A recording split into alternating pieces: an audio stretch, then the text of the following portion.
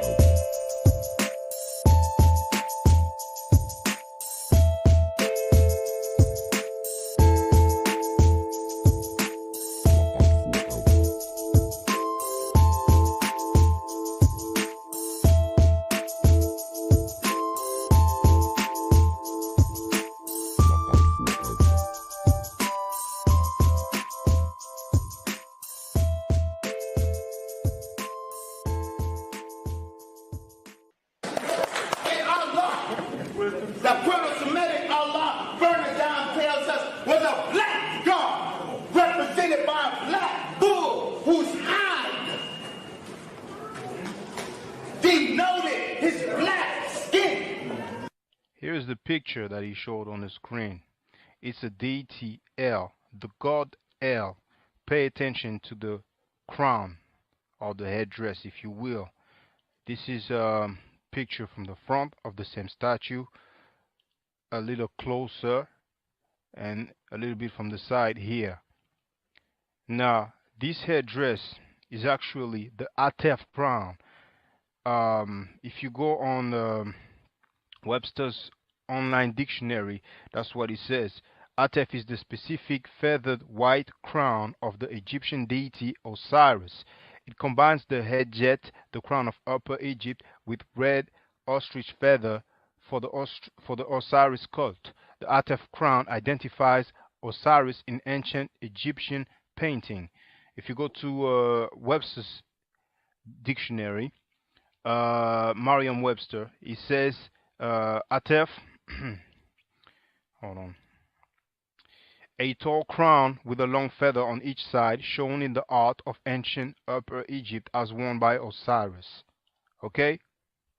Here you can see Osar or Osiris with the Atef crown. This is from the Papyrus of Nebket. It's actually in the Louvre Museum, and you can see me filming that papyrus on the video entitled Reality Check. Why black people ain't going nowhere. But you might as well put Afro Style Reality Check, it's gonna come up. And in here, it's also from the Louvre Museum. You have Osiris in the middle with the Atef crown, and the description for it, if you go on the website of the Louvre Museum and you type Royal and Divine Triad, you can do a search and you will see they mention that he is actually wearing the Atef crown. Now finally, you can compare the crowns. Okay, first you have the god of the Arabs Negroes, which first is El, but somehow, some way becomes Allah. But that's up to y'all. That's up to the doctor. And then you have the one that I showed you, Osiris. Then again, from the front, compared with another statue of Osiris, and then finally the same statue from another angle. Biblical King's Seal discovered in dump site. This is the royal seal of the King Hezekiah, and here we have an Ankh. And finally, last but not least, you need to see it to believe it.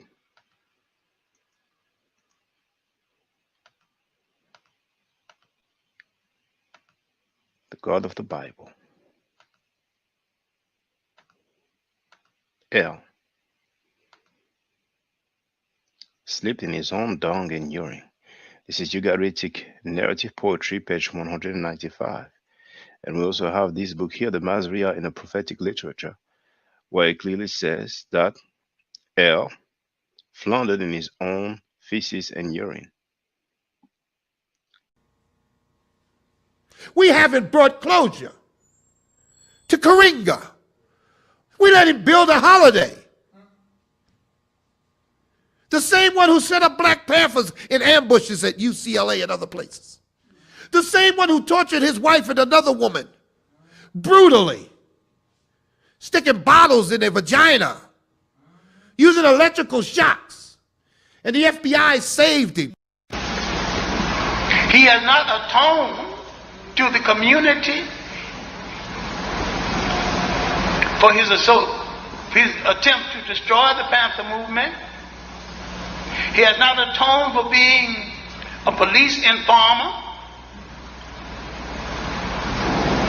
He has not atoned for the way he treated black women. And look now, the women he mistreated and mutilated were dark in complexion. The women in his harem are light in complexion. The number one woman is a Mexican with what seemed to be an Afro wig. Since I've been a part of this conscious community, sexual misconduct has been condemned and vilified almost unanimously. We saw the rise and fall of Dr. York. We had Hebrew Israelite, the brother by the name of Mighty Hebrew. He was convicted, I think, twice for sexual behavior against minors. He was widely condemned by the Hebrew Israelite community, but apparently forgiven by the Israelites, because I see him all over the place right now on everybody's channel. Another brother by the name of Nazi Yashavel, another Israelite, also involved in sexual misconduct with a minor. We have no idea where this brother is, but he's been sheltered somewhere by an Israelite group.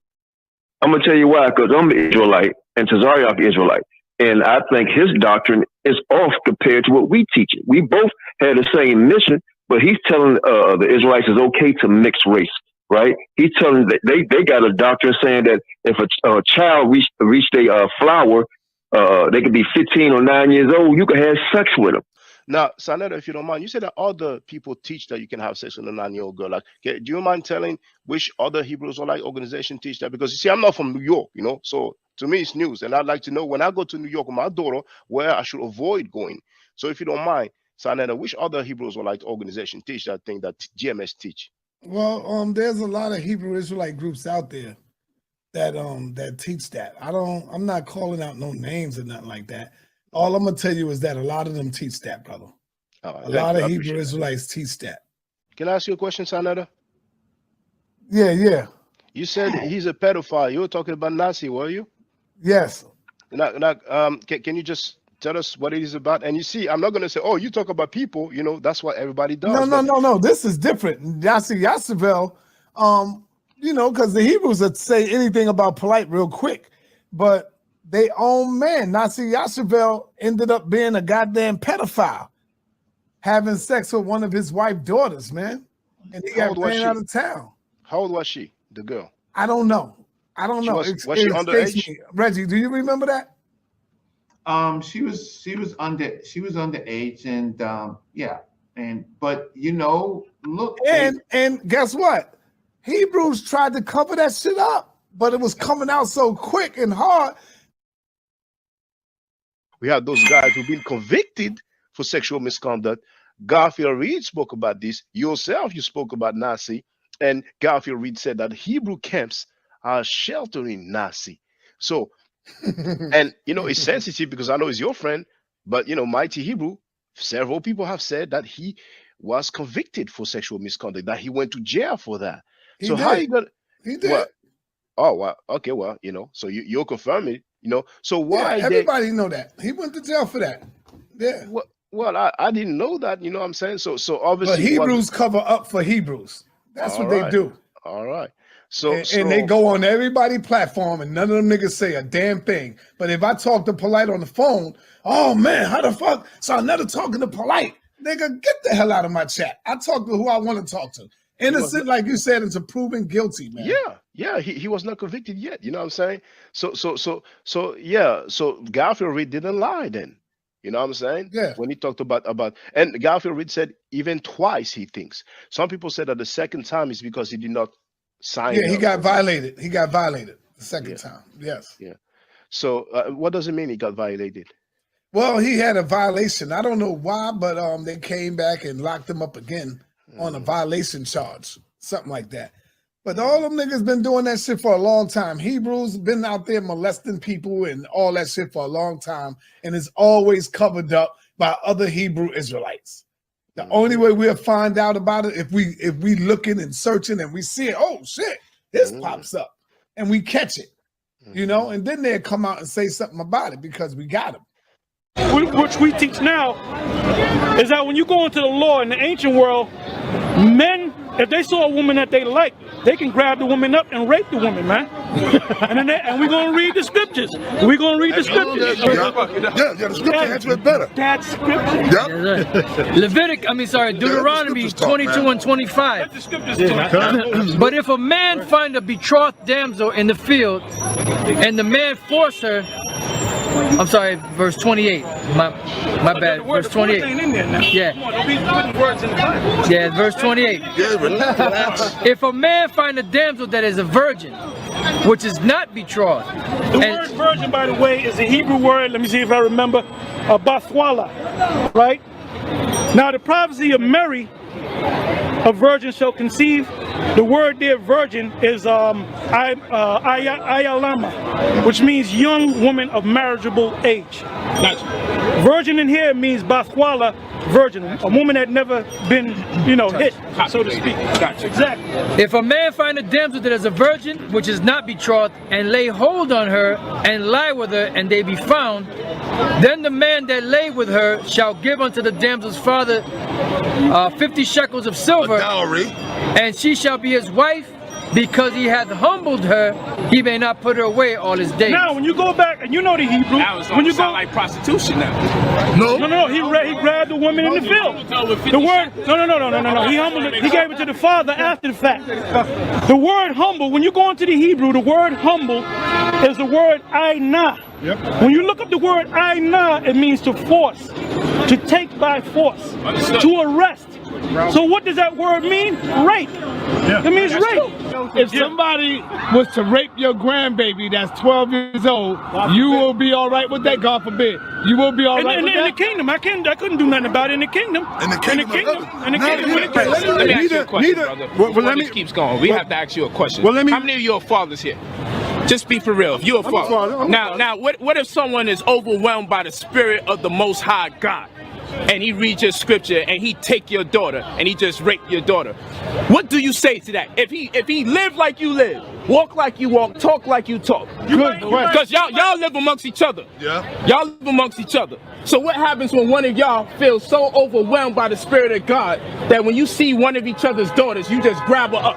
You gonna tell one of these brothers here, come on, you know the doctrine, you know how we get when you get. Well, answer it. We just told you that. How would y'all respond? In this time, But if it did happen, you would allow it to happen. Why? Because you go back to the scriptures. You're supposed to be a brother. Hold on. You're gonna allow one of your brothers to rape your daughter? You say rape as if rape simply means to grab. No. We talking about. Now we read the verse. Where someone was. In the kingdom of heaven. Hey, look. No. We read the verse, man. When the kingdom is established, we're gonna get women when they 12 years old. Right. All right. Say it again. As soon as they start in the kingdom of heaven, when their period starts, that's when they become a woman. Okay. All right. So we're gonna deal with them when their period starts. Right. When their monthly starts. Question. Have sex with them. Have babies, man. With 12-year-olds.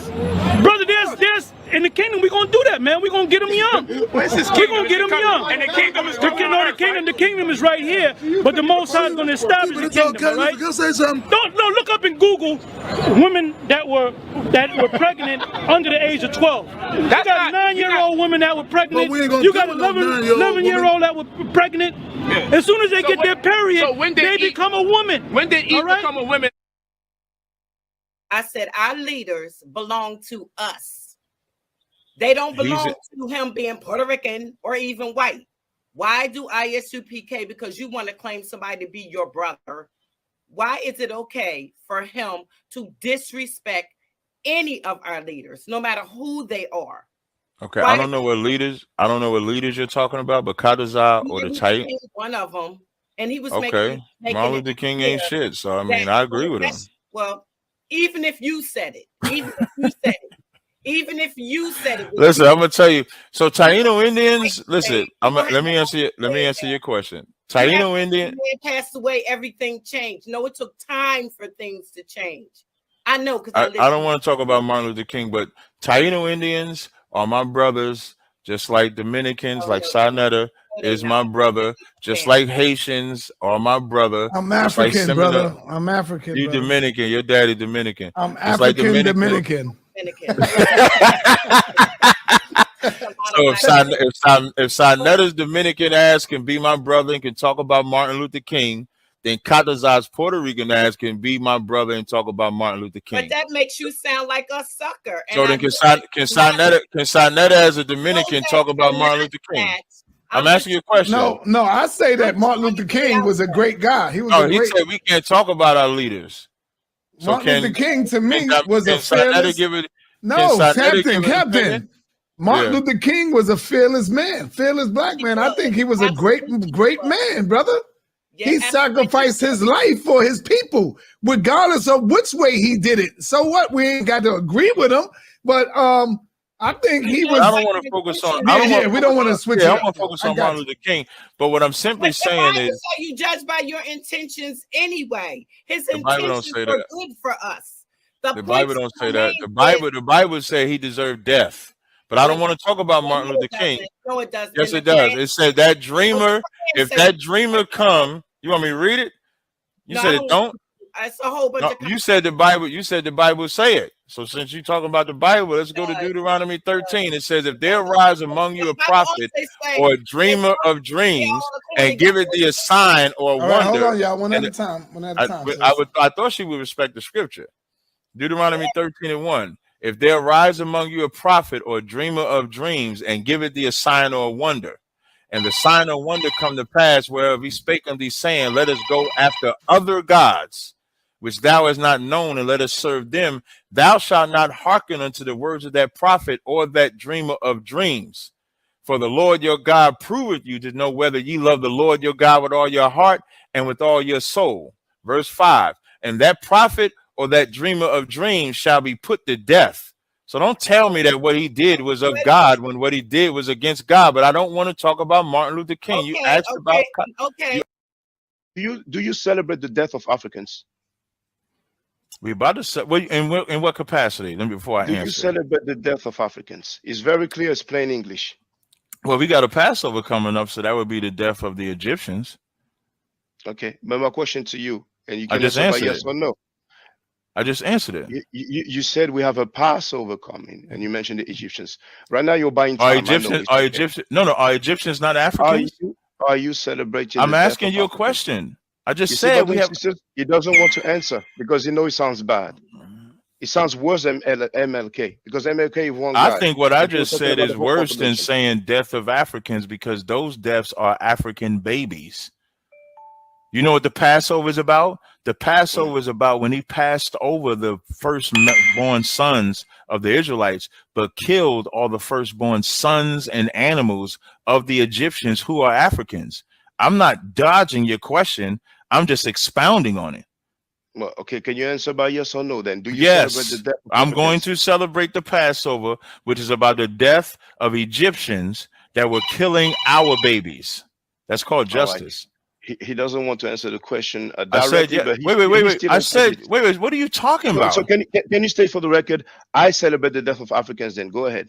So first you wanted me to say yes or no. You didn't want me to expound. Then when I say yes, now you want me to say it another way. Are you stuck on like you like an amateur? You're an amateur. You can say that, but you know you're in the feelings right now. It's okay. You know you have the right. I'm not in my feelings, man. I done answered the same question twice, brother. What? Okay, that's why I'm going to say no more. I asked him if he celebrates the death of Africans, and he answered yes. So we heard it for the record. Cesaria, do you celebrate the death of Europeans? I haven't seen a bunch of Europeans dead to celebrate. Do you celebrate the death of Europeans? You would have to help me understand why you're asking yes that or question. no, please. Yes or no, please. I will. Like you were quick to answer yes when I asked you to celebrate the death of Africans. Now I'm asking you to celebrate the death of Europeans. Okay, that's so now twice. I'm gonna. No, wait. So when you ask me about the death of You support Africans, the death of Europeans. That's 3 times. when you ask about the death of Africans, I referenced a actual holiday we have that celebrates. Yeah, listen to this. Just like him. Okay, no. To answer the yes question, or no? I'm just about to answer it. No. Now you may. Now I'm gonna say no, and then I'm gonna no sweat. You're wrong. You don't know. Everybody on my circuit, they against the Israelites. We hate the Israelites. We can't stand their doctrine.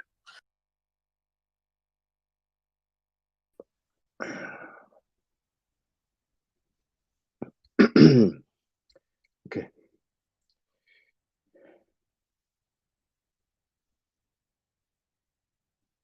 Oh, snap. Hold on.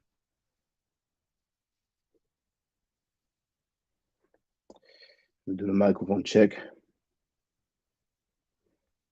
Microphone check 1 2.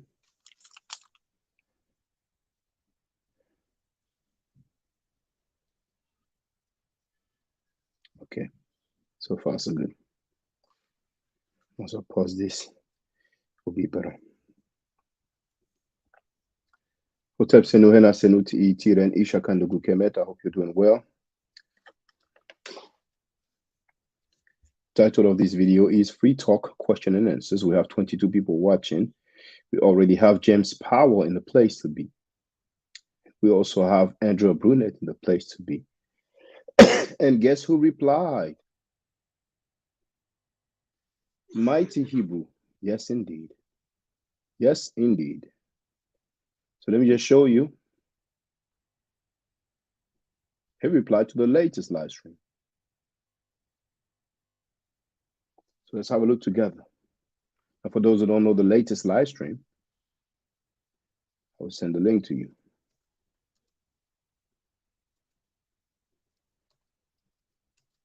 So here in the chat, you have the title and the link. Standing against child molestation is a noble cause. All right. Let's have a look at the message left by Mighty Hebrew. So you can see that's the video uploaded 7 hours ago, 262 views. This is without the bots. This is without the robots. 27 likes. Now, I don't know why it says 0 comments, because obviously you have that one there, the one from Mighty Hebrew, the one from Beavenet, the one from Stallworth, and my reply, but hey, sometimes it can happen. So let me make sure that the message appears clearly on the screen. Yes, it does. Beavenet also is in place to be. Some people may wonder, okay, is it really Mighty Hebrew?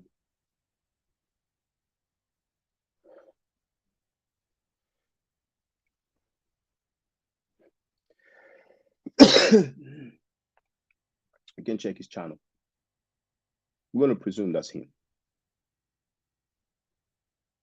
So let's read his response, his reply. As you can see, 3 hours ago, edited. He wrote, Shalom Ba Hashem Yahweh Ain Sof Ha Kudosh Yisrael at Ma'at forever. Listen, Adoni, I'm just finding out that you've been making videos and my name was mentioned in this subject matter. There's obviously some typo there. Listen, I don't know what's going on because I'm putting a lot of ground footwork in Africa. So I don't keep up with these types of things. I was just on Sinetta Studio speaking about this matter last week.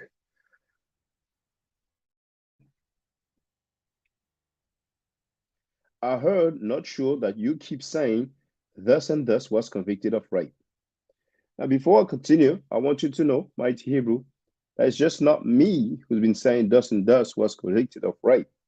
The first person I heard it from in audio, because I did read it years back, but the first person that was not anonymous and unidentified that stated it on his own platform was Garfield Reed. And I want you to hear it. Now,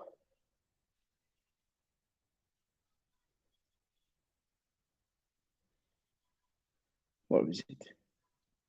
There it is. Since I've been a part of this conscious community, sexual misconduct has been condemned and vilified almost unanimously. We saw the rise and fall of Dr. York. We had Hebrew Israelite, the brother by the name of Mighty Hebrew. He was convicted, I think, twice for sexual behavior against minors. He was widely condemned by the Hebrew Israelite community, but apparently forgiven by the Israelites, because I see him all over the place right now on everybody's channel. Another brother by the name of Nazi Yashavel, another Israelite, also involved in sexual misconduct with a minor. We have no idea where this brother is, but he's been sheltered somewhere by an Israelite group. So you can hear that it was Garfield Reed, your friend / brother. The one that you called when I was a guest on Sinetta's platform, and I addressed his fake bachelor's degree in history. Because when he got on the platform, He said, Mighty Hebrew called me. Now, Garfield's not the only one. Sanetta as well, and Brother Ankh as well, stated that. And I'm going to show and prove as I usually do. But I'm going to have to unshare this and then share this one there. And let's all listen up. I'm going to mute my mic. Right. 5 months old man, now look at him now. He done got y'all money, nigga young. You just an old man, oh God. Y'all talking about polite, but y'all letting motherfucking young Pharaoh go. See, I've been told you about that nigga young. You just an old man, No, I'm saying this nigga character is some bullshit, and I'm saying he stays on bullshit. Now look at him now. He done got y'all money, Ferrari, he did all that. Right? Y'all ain't saying nothing about him. How about the mighty fucking Hebrew? This nigga went to jail for rape, dog. Go ahead. You know what I'm saying? Like, nigga, and that nigga back in the community, like everything good. Hebrew's quiet. What about Nazi Yashavel? So I wouldn't mind if the people who are in the chat let me know if you heard that clearly, if you heard Sanetta and Ankh clearly. All right. So now I can go back to the message left by Mighty Hebrew, supposedly.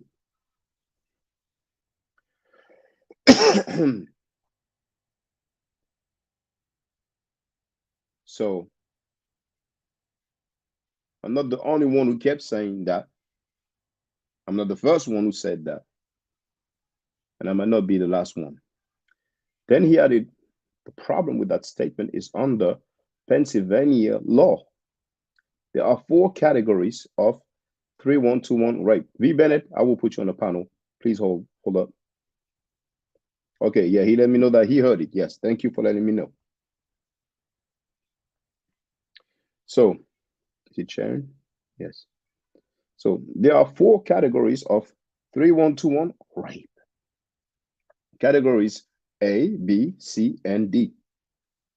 It's so technical now, you have some brothers in the street that say, oh man, I was convicted for rape A. And me, it was rape B. Me, it was rape C. Me, it was rape D.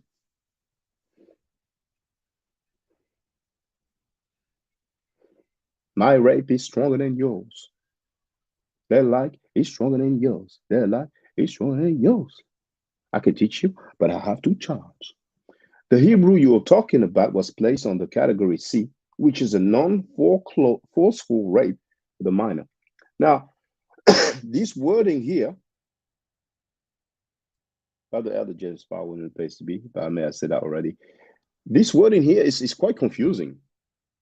The Hebrew you're talking about, like, I mean, isn't it you, Mighty Hebrew?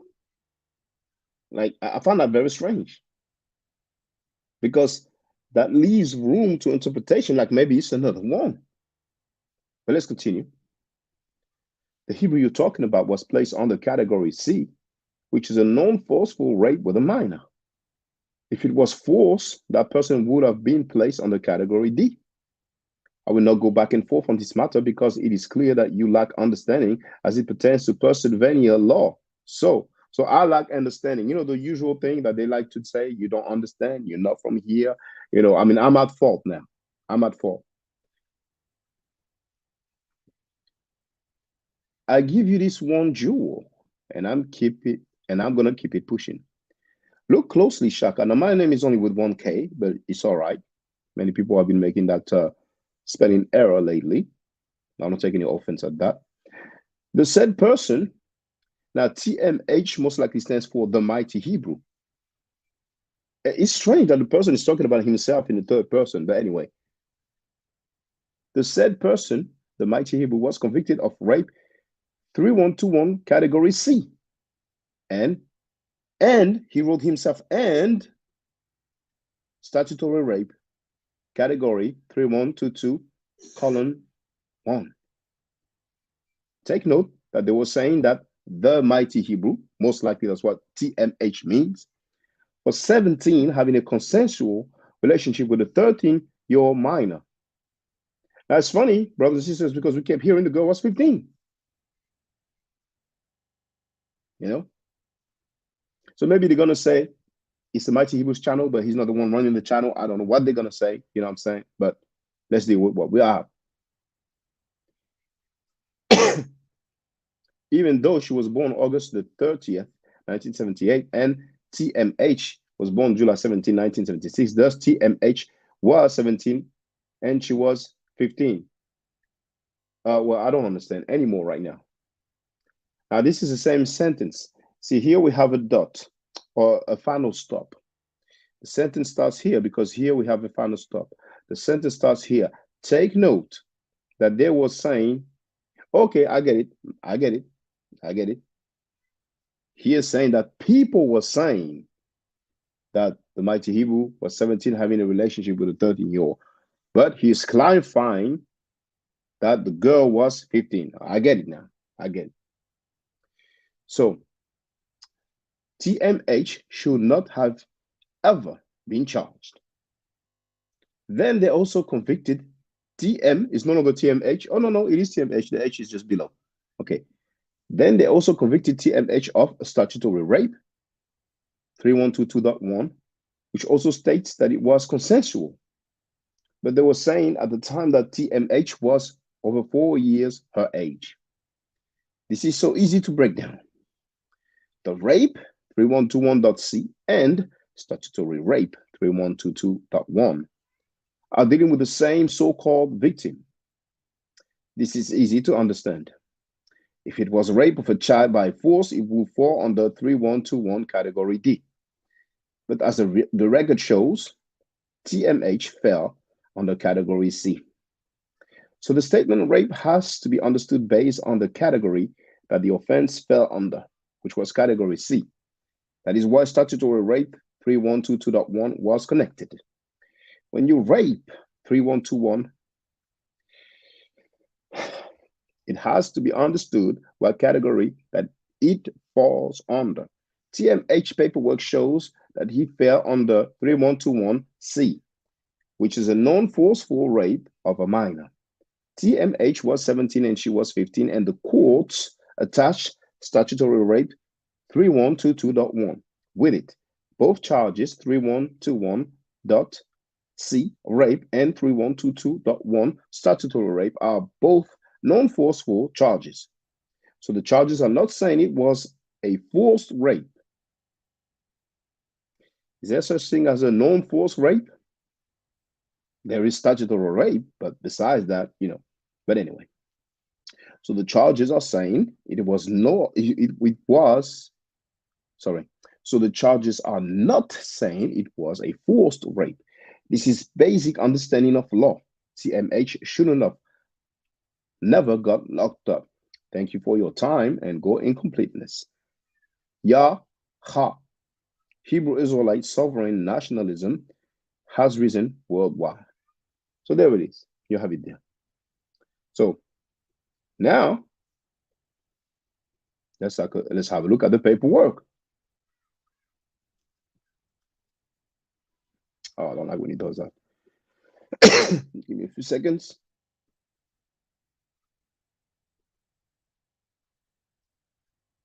Oh, what's he always doing that?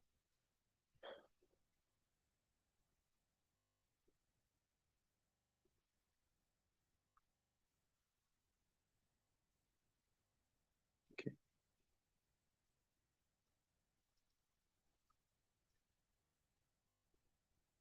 All right. So looking at the paperwork,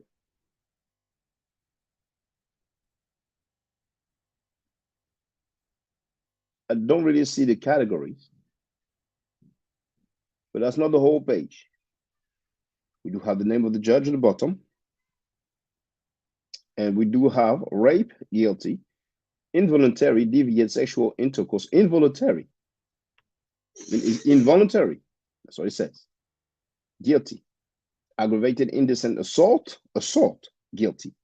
Then we have statutory rape, which is by default if somebody has sexual intercourse with a minor and the guy is not a minor.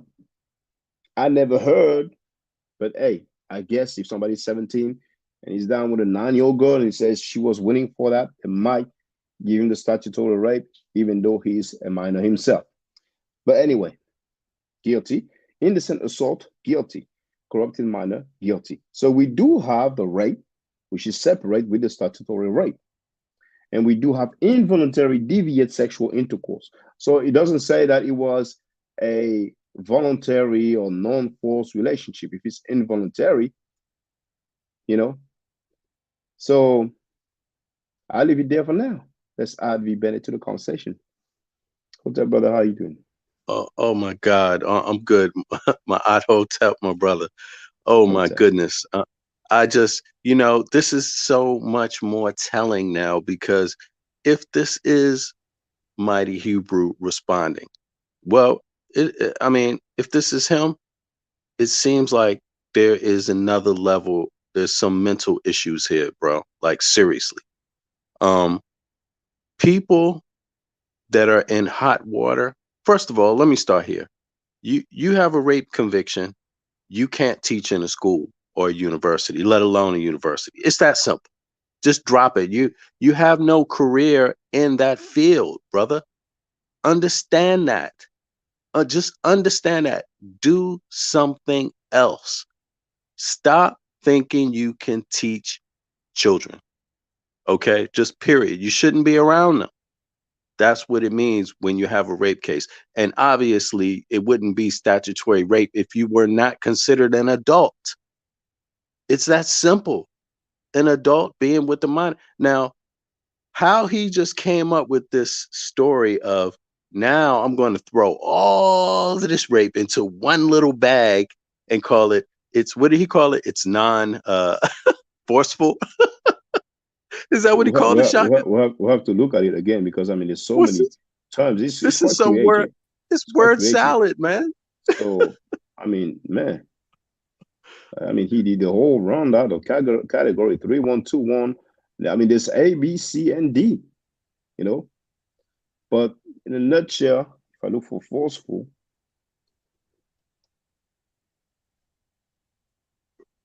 which is a non-forceful rape of a minor.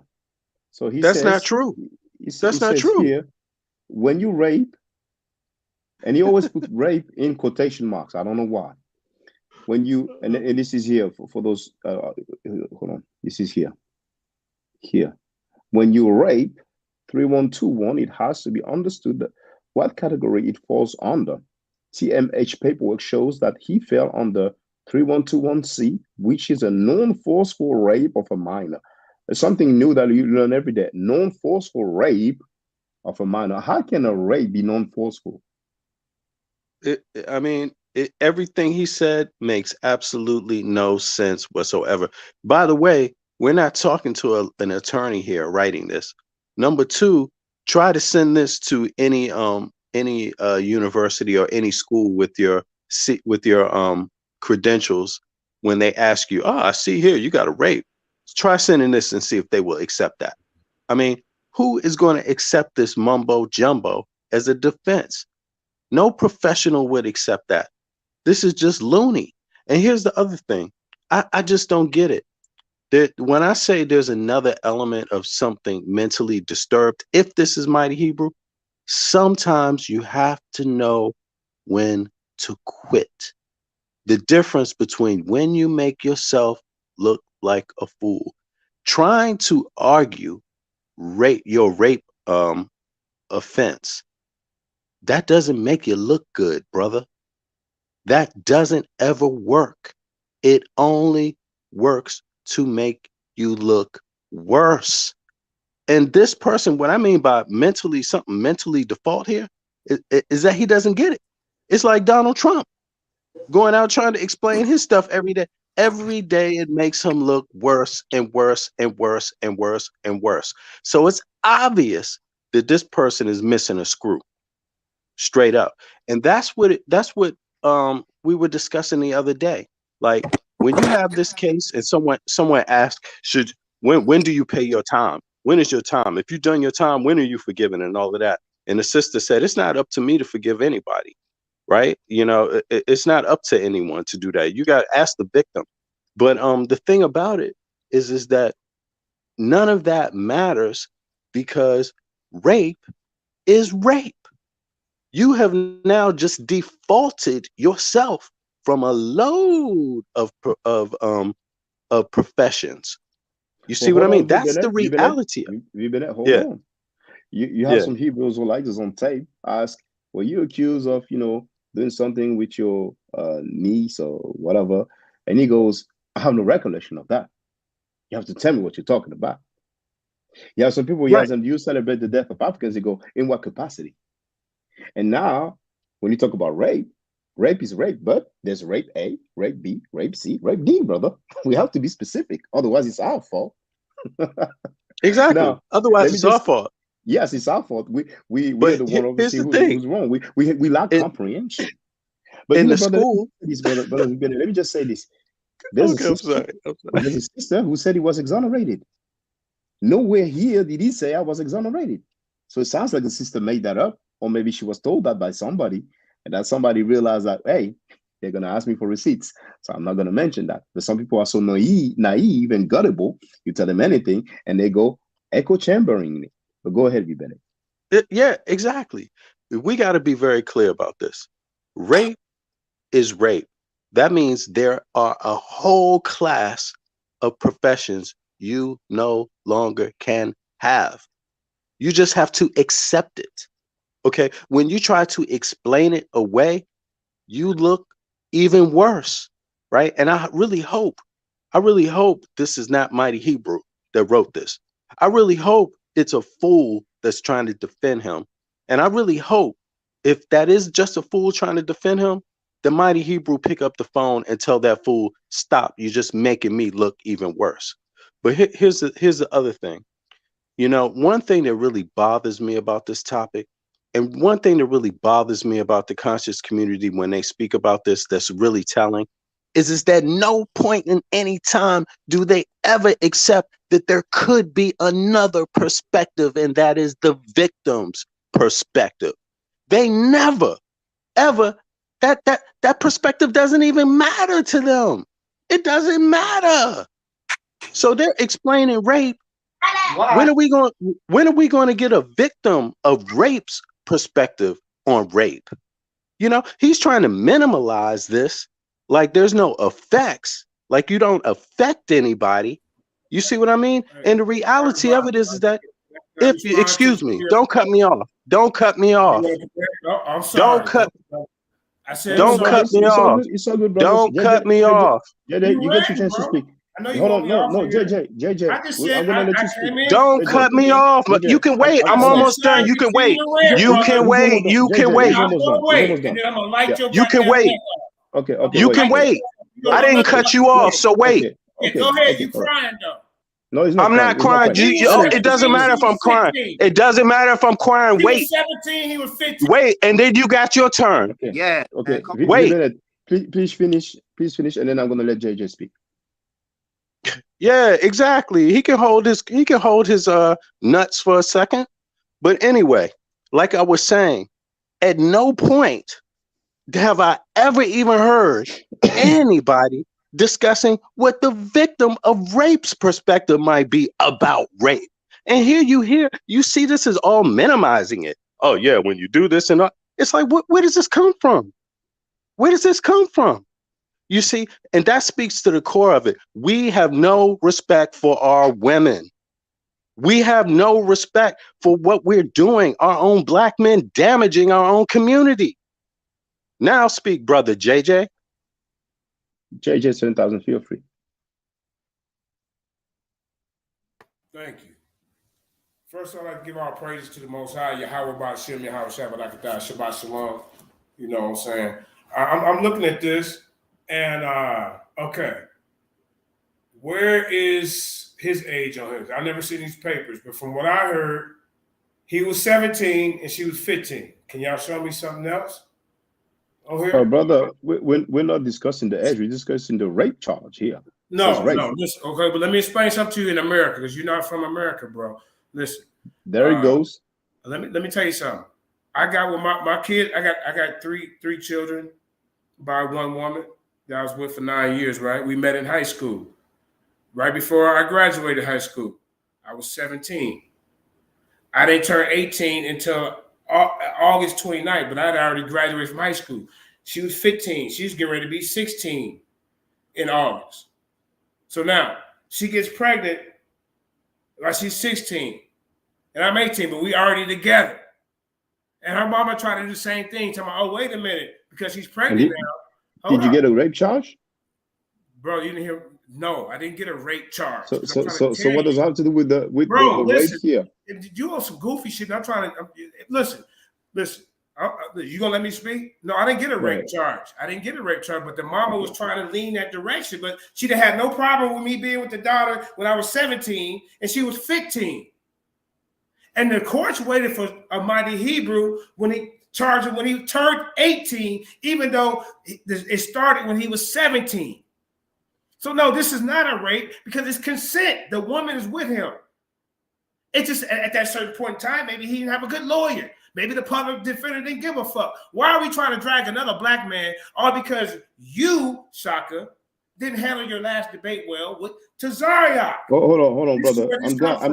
I'm glad you mentioned that now. That it wasn't. Hold on, it wasn't a debate. It was a weighing. First of all, second of all, Sanetta used that as a revenge because he didn't like what Chin Ching said, and Sanetta was non-neutral. Sanetta helped Tazariak. Tazariak said that he has attestation of Moses and Miriam in the hieroglyphic. I asked him to show that. He didn't, so he lied to the public. Then he said Ma'ad is a bird. Then he said that in the Maxims of Ptahhotep, it says suppress your woman. I asked him to show that. He didn't, so he lied again. Then he lied about his ISUPK King Ta brother who went to jail for child molestation. But he acted like the dude was innocent. You wanted to debate him on a topic, right? There was no topic, brother. All that personal. Brother, hold on. Let's see who's being goofy. I bragged to Sonnet about you for a reason. Listen, brother. There was no topic. Get you over there. Brother, there was no topic. This narrative here, they try to act like I'm talking about this, like I'm angry about the weigh-in. I've been talking about this before the weigh-in. The first time I was a guest on Sanetta, I addressed the Mighty Hebrew. Sanetta said, I don't want to deal with that. We don't want to talk about that. I was there. There we go. So this narrative of me talking about this. I'm the one that told Sanetta about you and got you on the goddamn show. It wasn't Chris Harris. That's beside the point. Yeah, that's beside the point. But let me ask you this before we get into that. The reason why I like you. Harris is good in my book. Well, listen, the reason why I like you because brother JJ. Bro, come on, man. Okay, the reason why I like you is because you will go after anybody. You don't care if they're Kemetic. You don't care if they're Christian and Muslim. You remind me of me. I go after people who not just non-Israelites. I went against Black Jesus. I didn't win against Pastor Bennett. I didn't win against Tazariak. I didn't win against people who believe in the Bible. So you remind me of me in some way. But this information right here is old, man. This is old stuff. And really, if that's the case, then you got to go out this whole panel. You got Khalil Omani. Khalil Omani is a weirdo. He's a goddamn informant. Shanetta got him on there. You got Polite. But brother, you know we're talking about rape right now. You know, I mean, did Khalil Omani, was he convicted of rape? Look, was Mighty Hebrew convicted of this? I don't know. Well, you don't know. Well, Sanetta said he was. Unc said he was. Garfield Reed said he was, and here we have the paperwork where it says rape guilty. And actually, that message. 15, bro. Hold on, bro. Listen, 17 to 15. I'm not here to look. That man can defend himself. But let me ask you this. Remember when Garfield? Defending him. Let me ask you this, and I'm gonna leave. Because I don't want to disrupt your show. You got a great show. Oh, remember when Garfield? You ain't gotta leave. Have my eye, bro. Listen, just let me say this. I'm gonna go. Remember when Garfield and you was getting on him about his bachelor's degree? Remember that? Yes. All right. Well, now Chris Harris is being accused. He's saying that he's trying to get a PhD. So we want to see his master's and his bachelor's. And well, deal with it, brother. But he's good in my book. Chris Harris is good in my book. Go ahead. You're not practicing my I'm listening to you, brother. Go ahead. If you did, why aren't you going at him saying, Chris Harris, we need to see your documents, your transcripts, because you're trying to say that you're getting ready to be a PhD. Keep the same energy that you had. I never heard about the PhD. Chris Harris didn't get you on something that I did. Remember that. Chris, bro, you listen. I see. Now you know what's funny? But JJ, you know what's funny? is that we're talking about rape, and you're here talking about somebody's master's degree. I don't get a chance You're much to speak deflecting. on your platform, bro. So I'm You're gonna say free to this and I'm speak. gonna go. Keep the same energy you did with Garfield, and I want you to do a show tomorrow. Matter of fact, let me come on here and do a show tomorrow. No, you can do a show. You can do a show on your platform. You're free. Yeah, that's what I got. So you biased. You better come with Chris Harris. The same. Okay, do Chris Harris has a master's degree? Yes or no? I don't know. What do you ask me? Ask him. To have one. Garfield is on tape saying that he has a bachelor's degree. And in Chris history. Harris is on tape saying saying he's getting ready to get a PhD. But I don't see you attacking him. Attacking him for what? I want you to. This is what I want you to do. I want you to ask him to, because he told us it's private. We got to go to his mama house to see his master's degree. But you laughed at Garfield and prove it, Garfield. Now the pressure's on you, Chris Harris. You're a joke to me. You already ran from me on several days. He's a joke. He's not a joke. He's a serious brother. He's a serious brother. Before I go, listen. But JJ, if you don't mind, we have time to speak. You don't have to rush. JJ, you know, my presence is too much of a lion. So listen, I'm gonna say this. Well, you can be your own DJ and on the hot man. Listen, bro. Just let me say. But now you interrupt me again. Listen, bro. You can talk forever. Together, we can't talk together, bro. Can we have a dialogue though? So listen, we're not talking about rape right now. Can you talk to Bubba? Well, we were talking about rape. You wanted to bring another topic, and that's fine. Can I just say something? Well, let me say something first. I got you to get a forward. I took you on a big ass platform where people were sending you money. Remember that? Your cash app was ringing. So the money is an issue now. People are jealous about cash app. Give me 2 minutes. No. JJ, I took you over there. JJ. Smash Rockwell was jealous. Chris was jealous. Just wait for a minute. But then, bro, JJ, because he keep interrupting me. Yeah, but JJ, hold on. Let me say this. You had with Garfield. Go ahead. JJ, thank you. Garfield sent an invoice for $1,800 to show his degree. Chris Harris didn't do that. So the fact that he did that shows that the dude is lying. As a matter of fact, you mentioning Chris MVP Harris stated for the record that Garfield doesn't have a bachelor's degree in history. So are you saying that Chris MVP Harris doesn't have a master's degree? You got that right. We want to see it. No, hold on. Now you ask me a question. Let me answer. Okay, go ahead. He told us, I'm going to talk light, so I got to yield because we're not talking at the same time. You can have a conversation with me, all right? Now listen, it's just kind of funny to me that you can go around here and come at Garfield and you better show it, whatever, however you did it, and laugh and do all these videos. Even though you was on Garfield's show for a whole year, he gave you a platform so people can get to know you. Don't lie. Let me speak, bro. So you ain't got to be his bodyguard. Because now you're doing how you feel like Sarnetta did to you. JJ, but this thing just came out today. Like I just heard about it, so it's fresh. You can't you ain't even. We ain't talking about this though right now. I'm talking about. I'm telling him, if you're gonna come at the community for falsehood and for people that's doing wrong, you can't let Chris get out the way. No, I don't think he will. I think when like I said, I just heard about this Chris Harris. Oh, okay. Yeah. Okay, you gotta give him a chance. You can't just, attack him like he probably don't even know yet. Okay, if he don't interrupt me, I can get it out. So I'm asking Shaka, keep this same energy. I want you to. I'll come on the show and do a show tomorrow. We want Chris Harris told everybody that it's private. No, we shouldn't put people's private information out. But this guy went on a goddamn rampage and got my mugshot on his Facebook page. That's my criminal record. Hold on, Shaka, please. Shaka, please, just like you doing. He got my criminal record on his page. But now all of a sudden, I'm cool with it. You can see, JJ, my life is open book.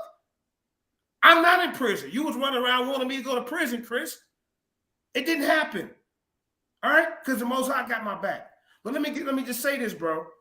All we asking you, if you say you're getting ready to get a PhD, you shouldn't have to invite us to come to Detroit to your mama house to go look on the wall. Because he said, well, you got to go to my mama house to see my master's degree. I always show you, I'm a journeyman roofer, right? I went to apprenticeship class for 4 years. So I'm a journeyman. So that means commercial roofing, when I go to Chicago, they got to pay me $45 an hour. When I go to LA, they got to pay me $39 an hour. When I go to Texas, whatever the top scale is there, they got to pay me $28, $29. I'm certified. I show this to y'all all the time. Y'all always see JJ 7000 on different jobs and construction sites and operating heavy machinery or doing what I do. That's my skill set. I work with my hands. Chris Harris, you have always talking about you're this big engineer. We you never have your 2 minutes, brother. You have your 2 minutes. We never You asked see for you, 2 minutes. brother. Come on, man. Don't do Yeah, that to me. but we can I'm dialogue, going brother. to wrap it up. I'm going to wrap it up. We Yeah. never see you at your job. Ever. Okay, well, okay, now you had your 2 minutes. So now Okay. Well, hold on, JJ. We have time. JJ, you gotta let me speak on my platform at least. What am I telling right now? You know, because hey, listen, we got over 120 people in the audience right now. Right now, it's a big thing. Everybody can speak. It says 38 people, but JJ, just give me a chance. Cut me off. Also, you're a rude I'm not host. cutting you off. JJ, why are you so agitated? You are welcome to speak, brother. You wanted 2 minutes, you had your 2 minutes. Yeah, Now you're free to address any doubt about the credentials of the I mean, brother. that was rude. You can say wrap it up, JJ. Okay, I'm out, bro. Just remember who got you on Starnet. All right, remember that. You can stay. Oh, he left. All I wanted to say is that I'm surprised that he said those things because from what I understood, they made up. Because indeed, from what I gathered, Christian P. Harris, who is a good brother in my book, had touched on some domestic violence case or something that could be considered personal, but not long ago they made up. So maybe something happened between the two, and they're not on good terms. But the brother's gone. He decided to leave. Though I told him that he's this is a whole nother topic. And that's what I was going to say. It's another topic because we should have priority. Yes, we can talk about people's credentials, but when we talk about rape, let us finish addressing the rape, and then we can move on to things that are less important. And I don't think anybody on the planet Earth would argue that credentials are more important than rape. Rape is obviously more important than credentials. And it's strange to me that every time we're talking about this issue of rape in the community, we always have some brothers and sisters either saying that I shouldn't talk about it, or that it's gossiping, or that it's slander. And you even heard he said that's all news. So it looks like some people don't want us to talk about this. But go ahead, young Errol. Feel free, young Errol. Yeah, I know what I'm saying, JJ, he got a point to a certain extent, but like I said, I just learned about the information, and I know everybody just heard about the whole Chris Harris situation. But the thing about it is, why everybody's worried about PhD and doctor and who got this and who got that. I'm like, who are these people? Like, you know what I'm saying? Are they professors? Are they philosophers? Are they historians? Because everybody seems to have a degree these days. Like, what does it take for somebody to? Can you work a 9 to 5 and still get a degree on the side? Because it seems like it's simple. So the thing about JJ, he came here with this whole degree thing because it's competition. It's like everybody worried about debates and money. So they quick to push the real issues aside and talk about other things, and it's all entertainment. So that's all I had to say about that. Like, he need to worry about more his personal life and the whole movement, because I don't see why he's so obsessed about Chris Harris having a degree or not.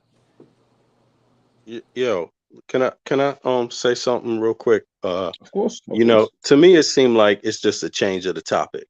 We discussing this topic here. It's clear that the video has a title. The panel has a title, and when I brought up the issue of what about the victim's perspective? How come the conscious community don't seem to ever want to dialogue about the victim's perspective? It's only about the rapist's perspective. The rapist was done wrong. The one convicted of rape was done wrong. It wasn't forceful. It's categorized as this. It's like, listen, you can categorize it however you want, but there's another element to this, and that is the victim. What is a victim going to think about those kind of comments? And I think, as Black men, we got to get to another stage where we start understanding it's not only us that matter, you see. And how I look at this brother JJ's comments is he came in and started talking about these allegations and then flipped the entire subject. So I look at his comments as actually when he's talking about Chris Harris, this is part of his defense of the mighty Hebrew, technically. You see, because he went off topic. We got to keep all of that on topic, you know. And so for me, it just looks like a distraction. It makes the mighty Hebrew's case look even weaker. You know, that's how I take it. Yeah, I'm gonna rest on that one right for the moment. Well, it sounded like defense to me as well, because the first thing he said is, you know, as you were talking, V. Bennett, he said, oh, he was 17, she was 15. And this is what we've been hearing for so long now. You know, people are focused on the age, but then we have the record, and record says rape. And actually, JJ said it, like he said something like to the effect that he didn't know about that paperwork, you know. I mean, it's all news, but they don't know about the paperwork though, you know what I'm saying? So it's interesting, you know, we're talking, we have the right to disagree, but okay, fine. You guys saying he was 17, she was 15. Okay, what about the rape? What about the rape? The judge just woke up and said, oh, you know what? I don't like your face. Boom, rape. And involuntary, whatever it was. And I mean, let's review it. Let's review it. Because people, MCs act like they don't know. MCs act like they don't know. Now, there it is. So the judge woke up on the wrong side of the bed. He's like, you know what? Rape, guilty. Involuntary, deviant sexual intercourse, guilty. Aggravated, indecent assault, guilty. Now, are some people going to say that when you have an assault, the other person is a participant, that is winning for that? You know? Now, rape, whether it's A, B, C, or D, somebody's going to say, well, you have some rape where the victim is complicit. She wants that to happen. You know, let's find out together, because some of us apparently lack comprehension of Pennsylvania law. You know, so we're going to see where the limit lies, the boundaries lies between consent and law. Now, statutory rape, you know what it is. We have indecent assault, another one that says assault. So you're going to say, oh, we were just playing, you know, just plain rough. And finally, we have corrupting minor. You know, so I find it quite interesting, man. You know, when you hear these comments, what you got to understand, Shaka, is that this type of rape is like this, this, and this. This means this. I think what we should do is understand that the victim could be listening to. So these would be the same explanations to a victim, right? These would be the same explanations. And all I got to say is that what Black woman would want to take that as an explanation for her rape?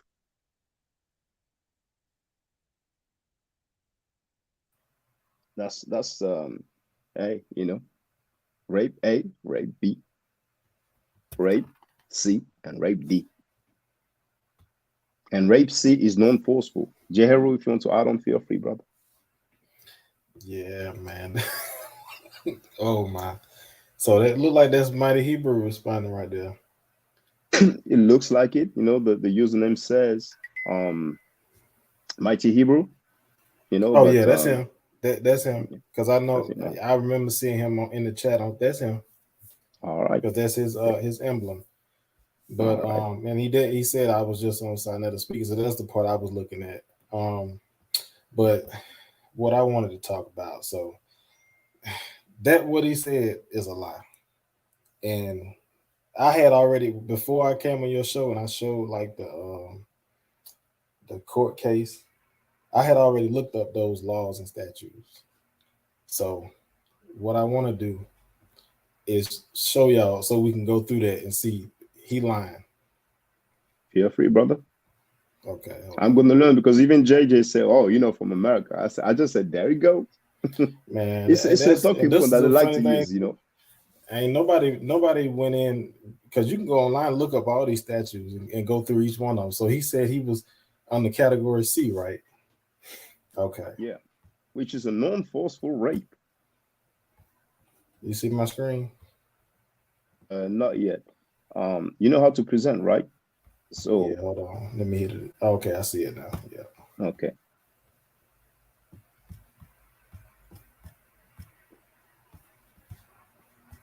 All right, let me know when you see it. No, not yet.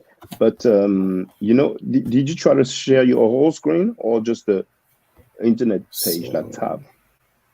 Because it's you gonna have be on the web page. Okay. on the web page. So you have like a Chrome tab. Are you using Chrome? Google Chrome? Yeah, it's Chrome. I see it now. Oh, there it is. There it is. Okay, feel free, brother. Okay. So now they do have different categories, right? They got an A, they got B, and C, but let me see if I can blow it up a little bit.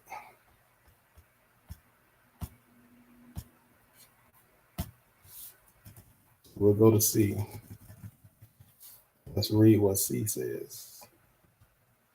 I'm sorry, C right here.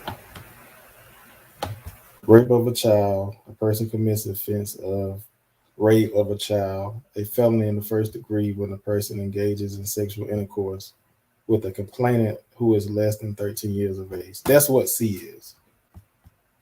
So nowhere does it say it's a non-forceful rape, right? Right.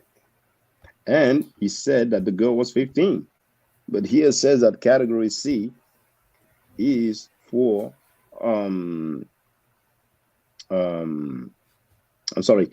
He did say that the girl was 15, but here is on category C. He says that it's when the girl is. Does he say 13 years or less than 13 years of age?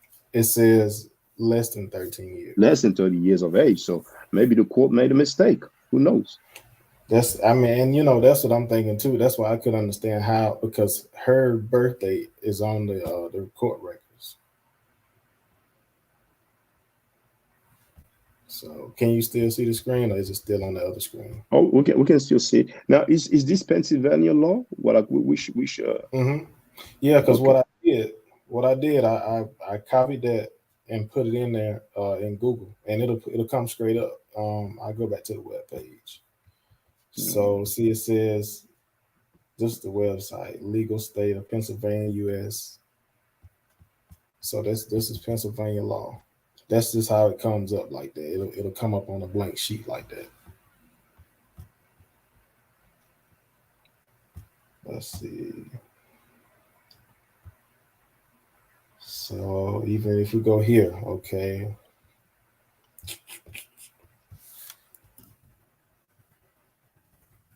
Pennsylvania statutes. Go there, it's going to tell you the same thing.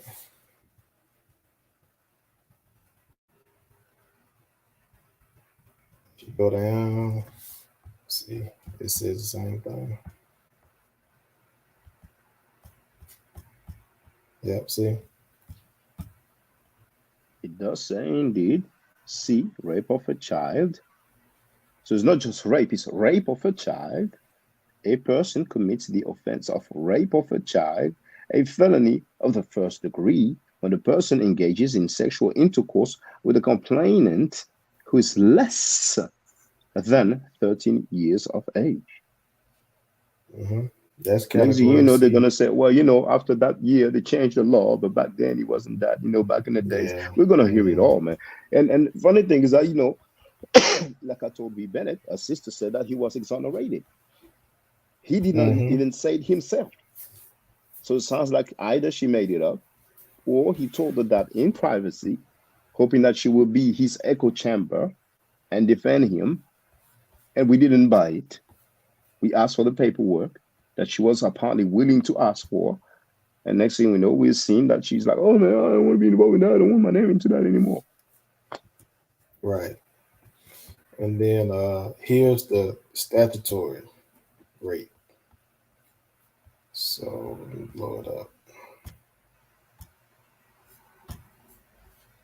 Now he didn't, you know, but that's laying out what that is. Person engages in sexual intercourse with the complainant to whom the person is Hold not on, married. we don't see what you're reading right now. We still see, I mean, Pennsylvania state Okay. just is, yeah. There it is. Oh, there it is. Okay, thank you. Quick question. What was her age on the records? Okay, I'll show it to you. Can you see the screen? We Still on the see webpage? statutory sexual assault, a felony of the second degree. Okay, hold X, on. I gotta yeah. share the screen. Wait a minute. Okay. Stop sharing.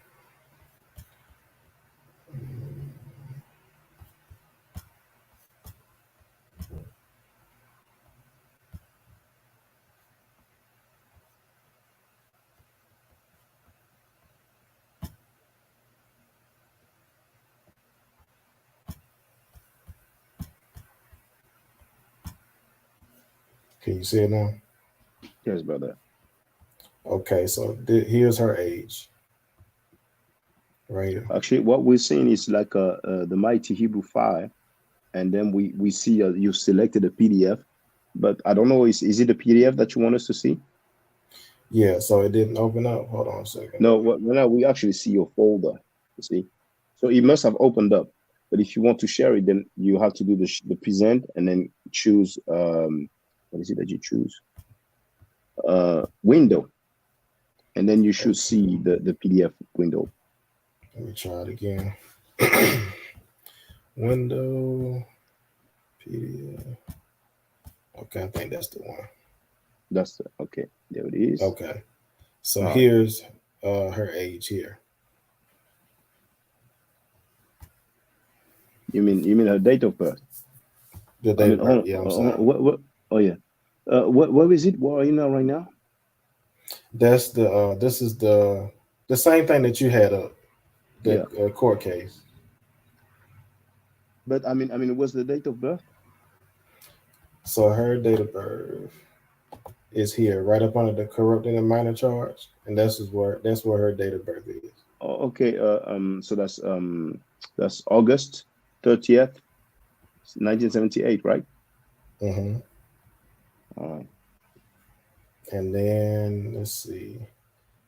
I'm thinking so. This is arrest date here, 9/29/94. So I'm guessing maybe it happened around that time. So. Well, that would be 16 at the time of arrest, but we will need to know the time when the crime was committed or the offense. Was it? It Yes. doesn't show that part. I was looking for that, but it doesn't show that. Mm. But he said that she was 15. So, but that's his date of birth here at the top.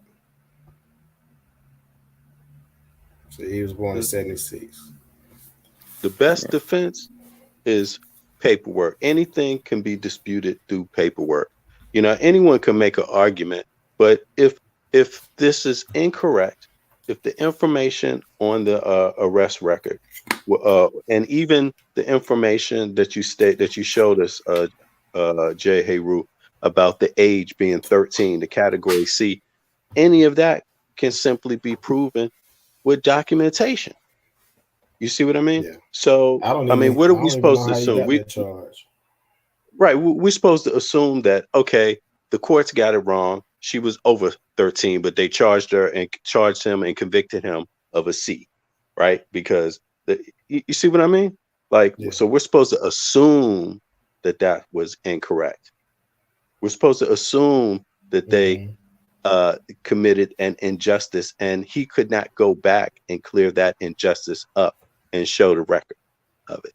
It's just that simple, Yeah. So that's all I'm saying. I mean, this is of course, the topic came up because a person was convicted of rape, and the topic was rapists, people that and not just him. It wasn't just about the Mighty Hebrew, it was about a whole host of characters, and also a belief system that certain groups have, right? Which we've already documented, already been over through their own words, is well documented. Different Hebrews dispute each other and say, hey, man, this one group, they believe as soon as you have your flower, you can do it. We don't agree with that. We believe over here that it should be, So we know what the topic is. And this is how the Mighty Hebrew came up on the platter to be discussed. And the subject is, are we going to promote people like this in our community, or are we going to give somebody else some space? You know, there's plenty of Hebrew Israelites out there in the world, or Jews and people like that, that have a different belief, that don't practice this, that won't argue it and believe that this is wrong. So are we going to give space to people like that, or are we going to promote the ones that, you know, seem to commit rape crimes or seem to believe that around this age is still okay? You know, and I think that they're conflating what the discussion is about and missing the point. You know, I myself, I would never go. I don't feel like I need to go out and defend another man. I always feel like a man is best to defend himself. Right. You see what I mean? And you know, and what we see it here is like people jumping out the window, you know, trying to defend it and saying, "Oh, well, I never seen this." It's like, come on, we can do better. We could do better than that. Right. And it's showing black women that we don't even give a damn when we open our mouth and defend somebody who's convicted of rape. We don't give a damn. I'm going to defend the rapist anyway. It's like, what is this? You know? And since JJ 7000 brought up Garfield Reed made a whole live stream dealing with Mighty Hebrew's conviction, showing the paperwork, making many commentary, and when I shared it, next thing we know, he made it private. But in that video, he was like, "Yeah, I'm down for the woman. I'm defending the woman. Blah blah blah blah blah." But now something happened. He made it private. Jehu, is it possible to see the second page? I'm wondering if we will see any category, because we learned that there are 4 categories of rape. So, well, here's the thing. I'll show the rest of it. All what I have. It's funny that he said he was, you know, under category C, because it doesn't say that. It don't show that. Like it doesn't go into all of that on this, you know, in the records. Mm-hmm. But this is all you see, and like this. Here's the other stuff. We, you know, remember when they was talking about he got violated, failure to comply with registration of sex offender requirements, and then got violated with another one. I don't know if it was the same. Yeah, it's showing up under the same date. At least I think it is. But failure to verify address or photograph as required. So that was 2 other things, you know, that happened as well. But let me see. I can keep scrolling now. I think that's the end of it. Hold on. but Sanetta must have been gossiping or slandering, because Sanetta said that he was trying to F with another girl. You know? Right. He said he got a violation after being released, that he got another violation and he made it sound like it was another separate offense on top of that. And that's Sanetta's words, if I'm correct, right? First he did say he was violated. But then, and I will actually, I'll let you brothers build, I will look for it, and so you can hear exactly what he said, you know. Mm-hmm. Yeah, this is what Actually, let me do this now. Hold on. Okay.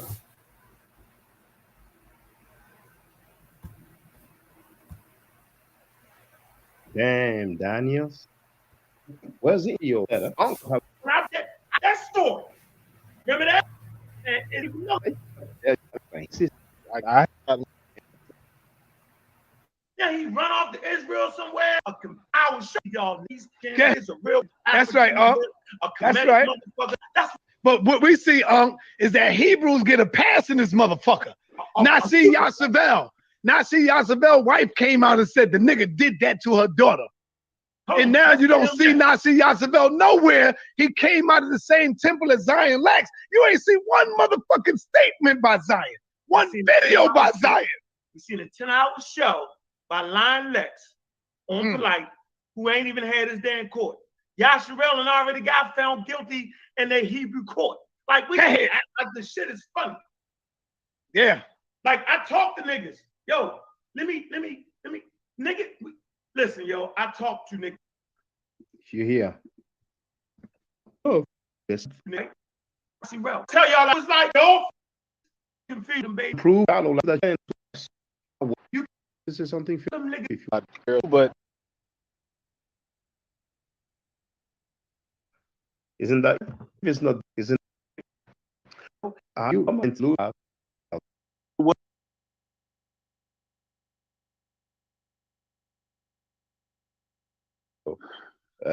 because you never know. The tower. I ain't gonna say that again.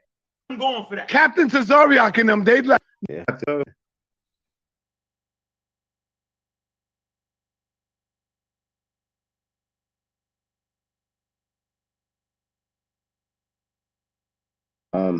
I might not be able to find it right now, but I know I played where he said that the dude tried to F somebody else. Let me just try. Let me just try here. It was a bit earlier. I mean, everybody got to pay the piper. How come if Polite did what he did, how come y'all just looking at Polite? What about Nasi Yashabel, who is in the Hebrew community, who is a big leader? Why Zion Lex ain't make no video about Nasi Yashabel, who come out of his temple? That's what I want to know. How come everybody, see if Yeah, Zion Lex. be making a video. See, if you was really against that shit, then you would be making a video against Nasi Yashabel, who came under the teachings of your teacher. That's what I'm saying. Shit, if we're gonna cover pedophilia and rape, then let's do it, nigga. I'm with it. Because if Polite is found guilty, nigga, guess what? I'm with it. Let's go and get everybody. Let's not forget Nasi Yashabel. Let's not forget the mighty Hebrew, nigga, who you get constantly on your channel, who's on all the Hebrews' channel. Don't forget the mighty Hebrew, the bald head nigga, been already incarcerated in prison for molesting a young child. He came home and they violated him again because the nigga was trying to fuck with another child. I'm blessed with a good memory. So for the There it benefit of is. the court, this is what Sinetta said, not me. Let's hear it again. Hebrew, who's on all the Hebrews. See, nigga, guess what? Nigga, I'm with it. Because if Polite is found guilty, nigga, guess what? I'm with it. Let's go and get everybody. Let's not forget Nasi Yashabel. Let's not forget the mighty Hebrew, nigga, who you get constantly on your channel, who's on all the Hebrews' channel. Don't forget the mighty Hebrew, the bald head nigga, been already incarcerated in prison for molesting a young child. He came home and they violated him again because the nigga was trying to fuck with another child. Well, we have to know. I wanted to play, but my connection was bad when I was in a previous hotel. And somebody called in and talked about immaturity regarding some rape accusations. So some people might say I was young and immature. They are speaking in code. Here we heard violated. So some people must say, oh man, I was violated by the Pope. You think, man, they roughed him up. They beat him up. No, he's speaking in code. He first went to jail for raping a girl, come out of jail, try to rape a girl again, then they locked his behind up or arrested him or charged him, But anyway, feel free to add on, brothers. It's damning. I mean, what are we supposed to believe? This is so ridiculous. Again, Sarnetta can say it. They don't have a problem when Sarnetta say it. They got a problem with you saying it. You are saying the same thing Sarnetta just said, but they say, hey, yeah, Bashaka, you Mr. Frenchie, you don't know. You not. It's like, when is something going to make sense? And I just, I think all of us, we should just really reflect on what it is to be a Black man, an African man at this moment, because Black women, African women are listening to us discuss this. And the way we discuss it sends a message to them. You see, I just have to remind myself, I'm not jumping out the window to defend nobody. A man can come and defend himself, especially of accusations like this. You see, I just don't understand where that happens in the world, where somebody needs to go out there and defend another man of this. If there's something to it, the paperwork can prove it. He can defend himself. All we asking for is accountability and standards in the community. That's all we asking for, you know. And I just don't get it. It just seems like people are saying we don't need standards in our community, and that these things don't matter or shouldn't matter in our community. I mean, I keep hearing this over and over and over again, you know. And if you were an anthropologist, which some are, if we listened to the conscious community and we just listen to the comments, observe, collect data, take the testimonies, take people's thoughts and ideas, and we measure them up, I mean, we are hearing the conscious community make exceptions for rape. Overall, not all of us, but we're hearing a whole lot of it. And the ones that we're hearing it from are people that do have a voice, that do get on panels, that do discuss things. And like you said, if we're going to believe the numbers at Sarnetta's place, then we're going to have to assume that it's 17,000 people a video hearing these arguments being made. You know? Sorry, just hold that thought, please. We have our brother Chicheng on B More, aka Peanut King, who wrote Shaka. He mad.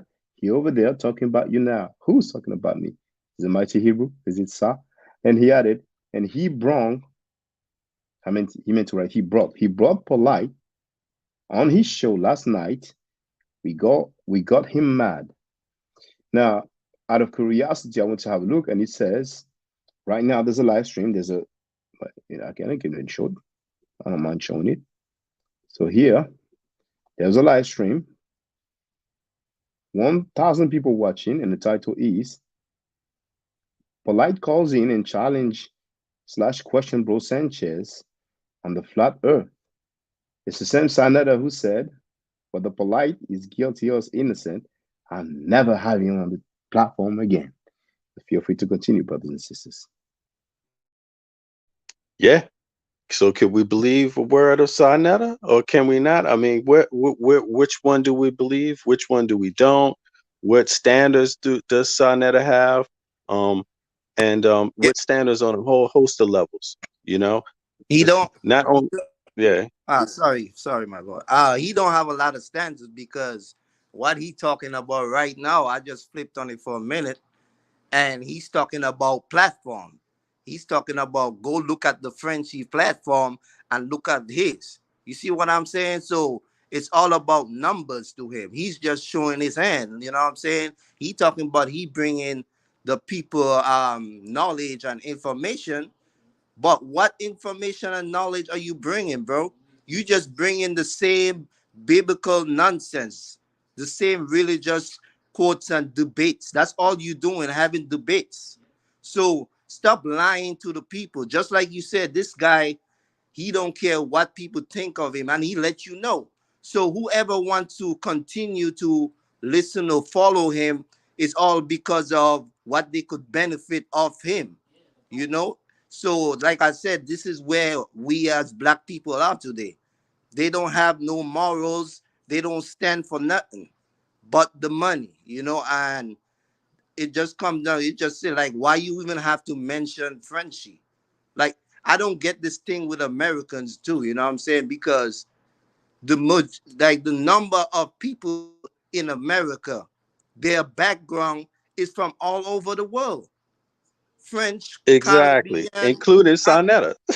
Exactly. This is what I don't like. It doesn't even make sense to me. Like, it's the jumbo pot. So you have all kind of cultures. Young Heru, I'm sorry to interrupt you, but that's just a talking point. When people are desperate, you know, they might resort to name calling or just some other talking point. And this is something that I've been through 10 years ago with the Amen Ra Squad, when I stood up against the anti-Black and anti-African teachings that says that Africans are living a jungle life, that Africans are not civilized, that Black means death. Then the Amen Ra Squad went against me. And they will label me, you know, the French dude, blah, blah, blah. They even talked about my skin tone, you know. Ong did say, you know, don't show me your white hands. Uncle acting like he never seen my face. When my profile picture, when I had the dreadlocks, was a picture of my face. I mean, I kind of heard all those things, you know. So to me, it's just a sign of desperation, you know, because I wasn't Frenchy when I went on this platform, you know what I'm saying? The first time as a guest, the next day as a guest, and I did the Medu Nature lesson, you know what I'm saying? So he can say that it's all good, you know what I'm saying? But apparently, he still hasn't stated for the record if he supports child molesters, yes or no. He's in a corner. He doesn't know how to get out of that corner, and it's on him. But feel free to continue on, Harold. Like I said, he's just deflecting, and he keeps going on about Mighty Hebrew. Like, bro, this is not just about Mighty Hebrew. It's more about you, if anything, because you don't want to have a bigger voice. So without you, nobody would even know about Mighty Hebrew. And you keep telling, you have more than one person on your platform that's had cases or know people that's involved in these kind of acts. And what are we talking about? Like, you are not bringing nothing new to the table to move Black people forward. Your discussion is just entertainment, because that's what religious folks do. That's all I And you know, we had Sakina Ra, who used to be a supporter until earlier today. She wrote that I'm giving false information. I asked her to come on the panel and tell us which false information I was giving. She didn't, deliver. She didn't show and prove. So those are the talking points that they're saying. They're saying that I'm gossiping, that I'm slandering, that I'm talking about old news, old stuff, and that I'm lying, that I'm giving false information. And that I don't understand because I'm not from America. We heard the sister that doesn't want to be named anymore asking me, are you from America? We heard JJ saying, oh, you're not from here. Let me explain to you. They like that talking point. You know what I'm saying? But I'm laughing when I hear that, Yeah. I saw that earlier, and this is a grown Black woman. These people supposed to be conscious. And we here sticking up for little girls. Like, don't you have a daughter? Like you said, she was even scared to come on the platform and have a discussion with you. You know why? Because she's scared of the backlash she might get for Sanetta, because she's benefiting off that. And I saw some the other day with these grown women, and they still having these European delusion discussions about who run the house, man or woman. I mean, neither run the house. I mean, like, I don't get it. Like, what information, what spiritual African cultivation have you studied? Because it seems like you guys still stuck on Bible narratives. Yeah, that sounds more like a European concept, as far as like battling over who run the household, this, that, and the other, but the channel that you're talking about, yeah, they have Mighty Hebrew over there on the channel, from time to time. And how I really got into, as far as getting into this whole situation, trying to find out what was going on, I was on their channel and he was on there, and I said, I put in the chat, I said, why are we listening to a pedophile? They jumped on me right quick, right?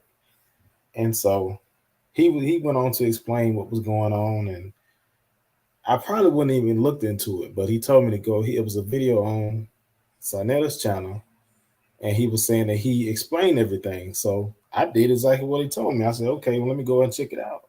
So when I went over there and I looked at it, and I'm like, something ain't right about this, because I'm saying, okay, I hear you, talking about the age point, but you still got charged for rape. You know what I mean?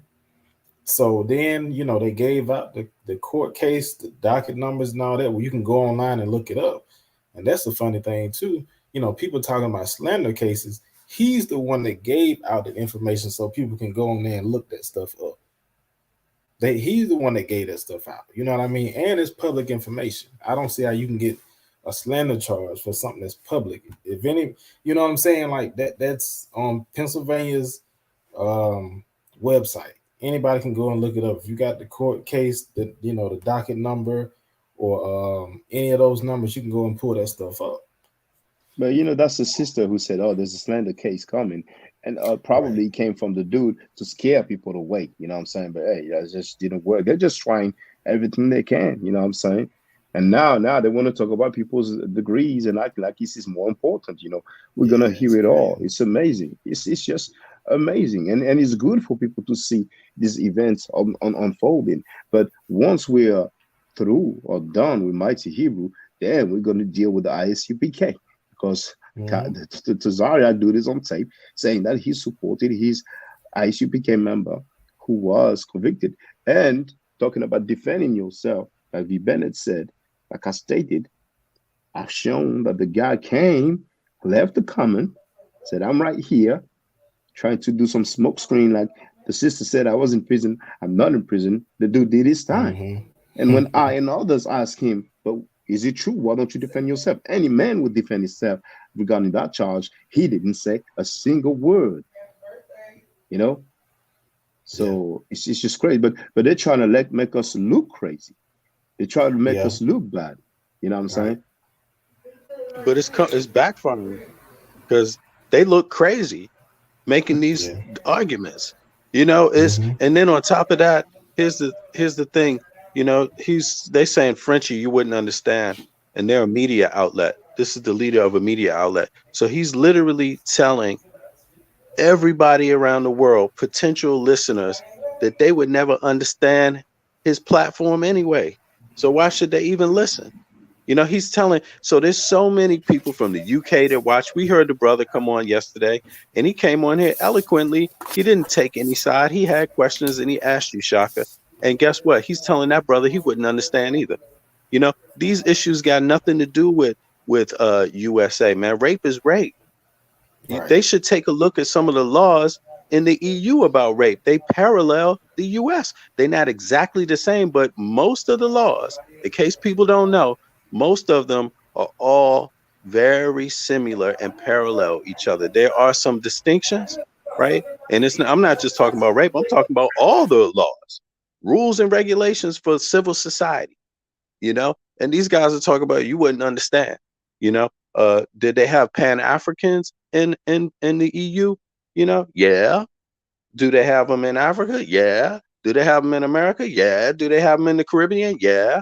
Do you have a daughter? Yeah. They all have families. Yeah. They all have, I hope maybe they're married to black women. I don't know. I can't speak for all of them, but if they are, yeah, they got them everywhere around the world. So what is the thing? What's the issue about? How are we going to come together and harness some sort of power? How are we going to come together and reckon with the past history? Because we're all scattered because of a common history. How are we going to do that if we keep saying you don't understand? So what is it now? You don't understand the history of slavery, Shaka, either? You don't understand the history, the dialogue on reparations either? I mean, what is it? Now they don't eat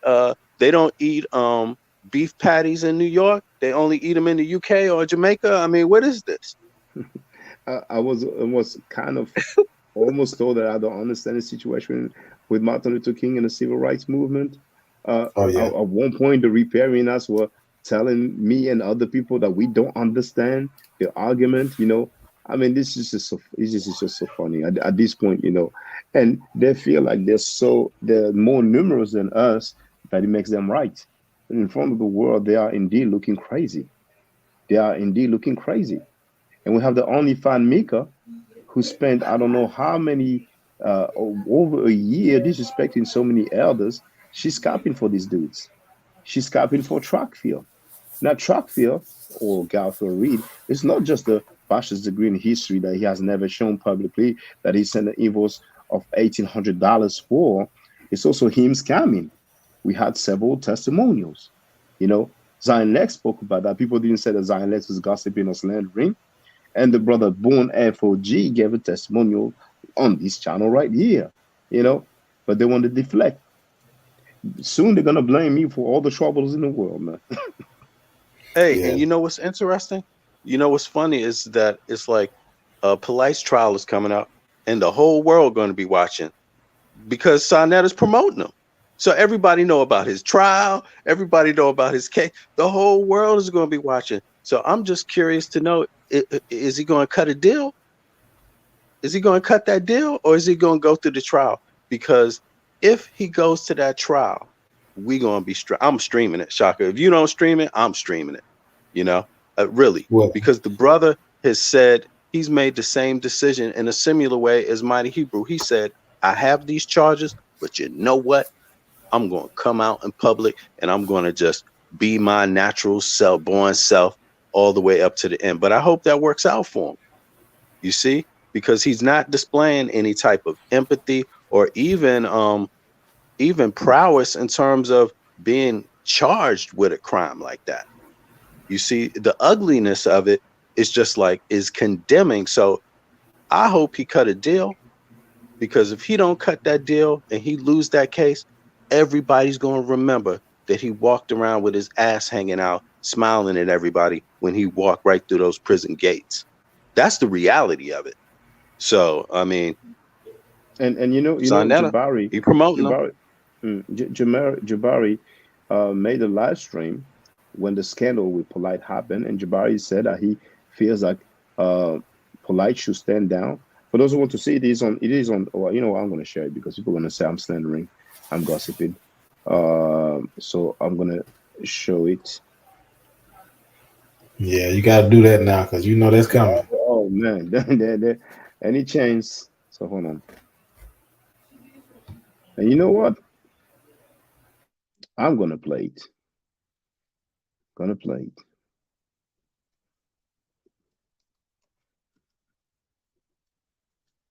to say, Jabari, Shaka, the Frenchie was talking about you.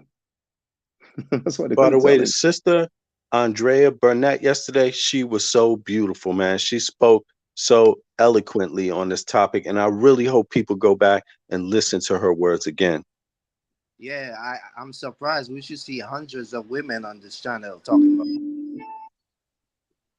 Yeah, but you know, we have the OnlyFans sisters of the HOK, the House of Clown, House of Rape, and we have the good sisters who understandably are probably hesitant about associating with conscious community brothers, knowing that, you know, everybody and the mama making excuses for rape. We've learned today there's 4 categories of rape, and one of them, category C, is a known forceful rape. A rape which is known forceful rape. But anyway, let's listen to our good brother Jabari Osasi.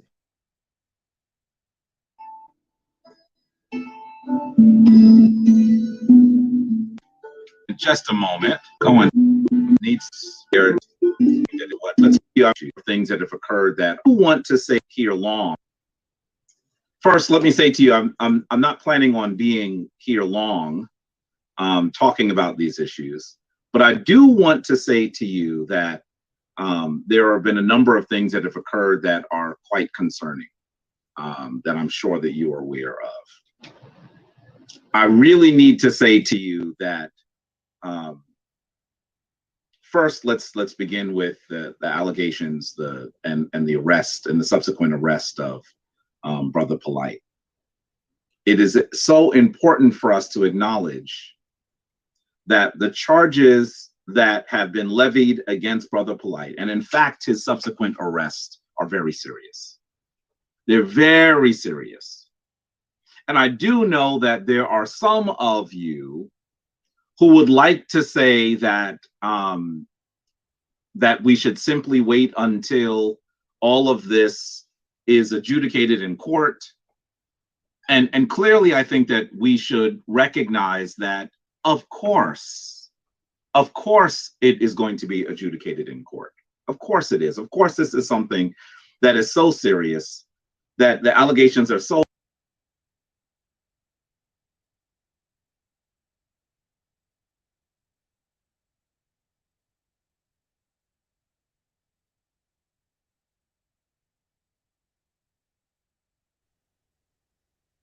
Shaka.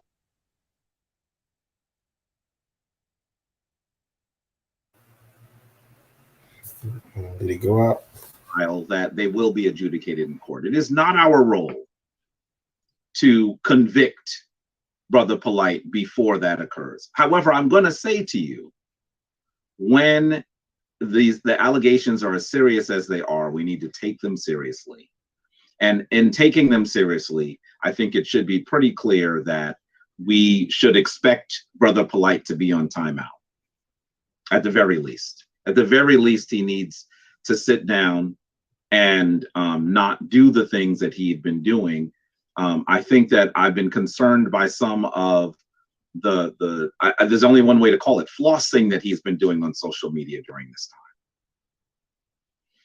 I will say to him, as someone who I know, that I'm aware that it is not smart for him to talk specifically about the actual situation that occurred, the things that led to his arrest.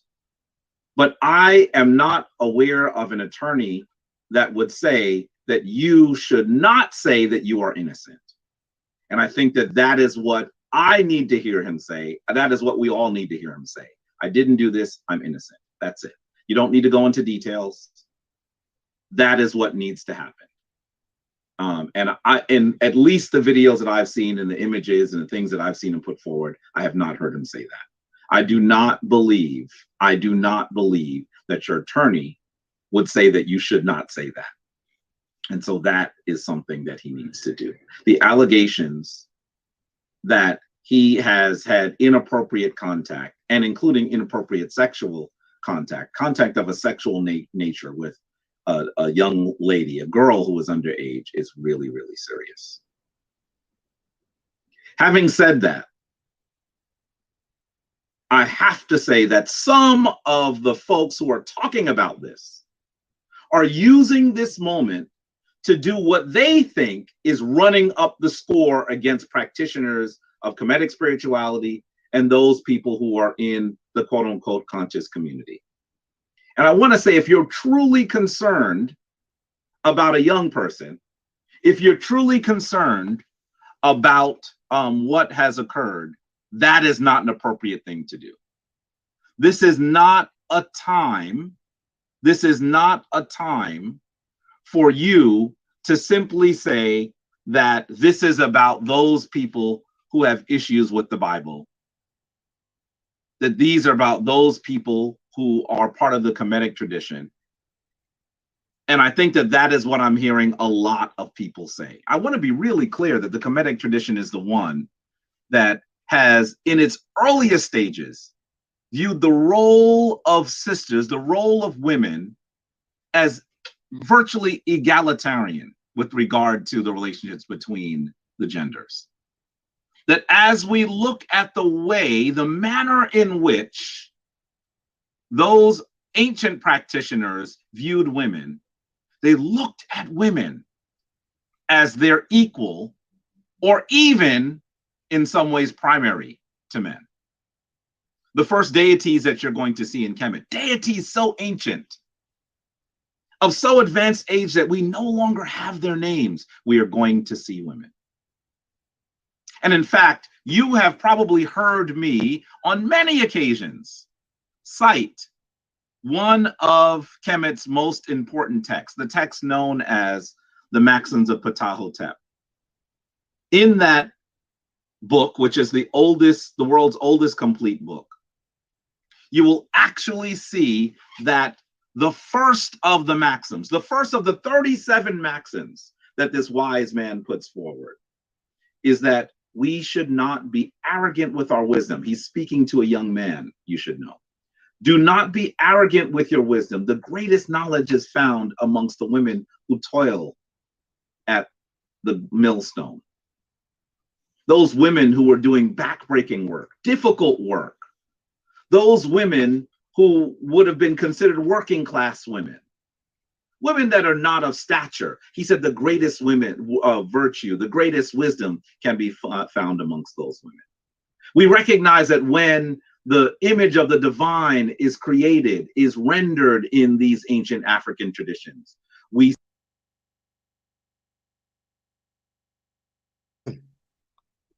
all right. Yeah, Shaka.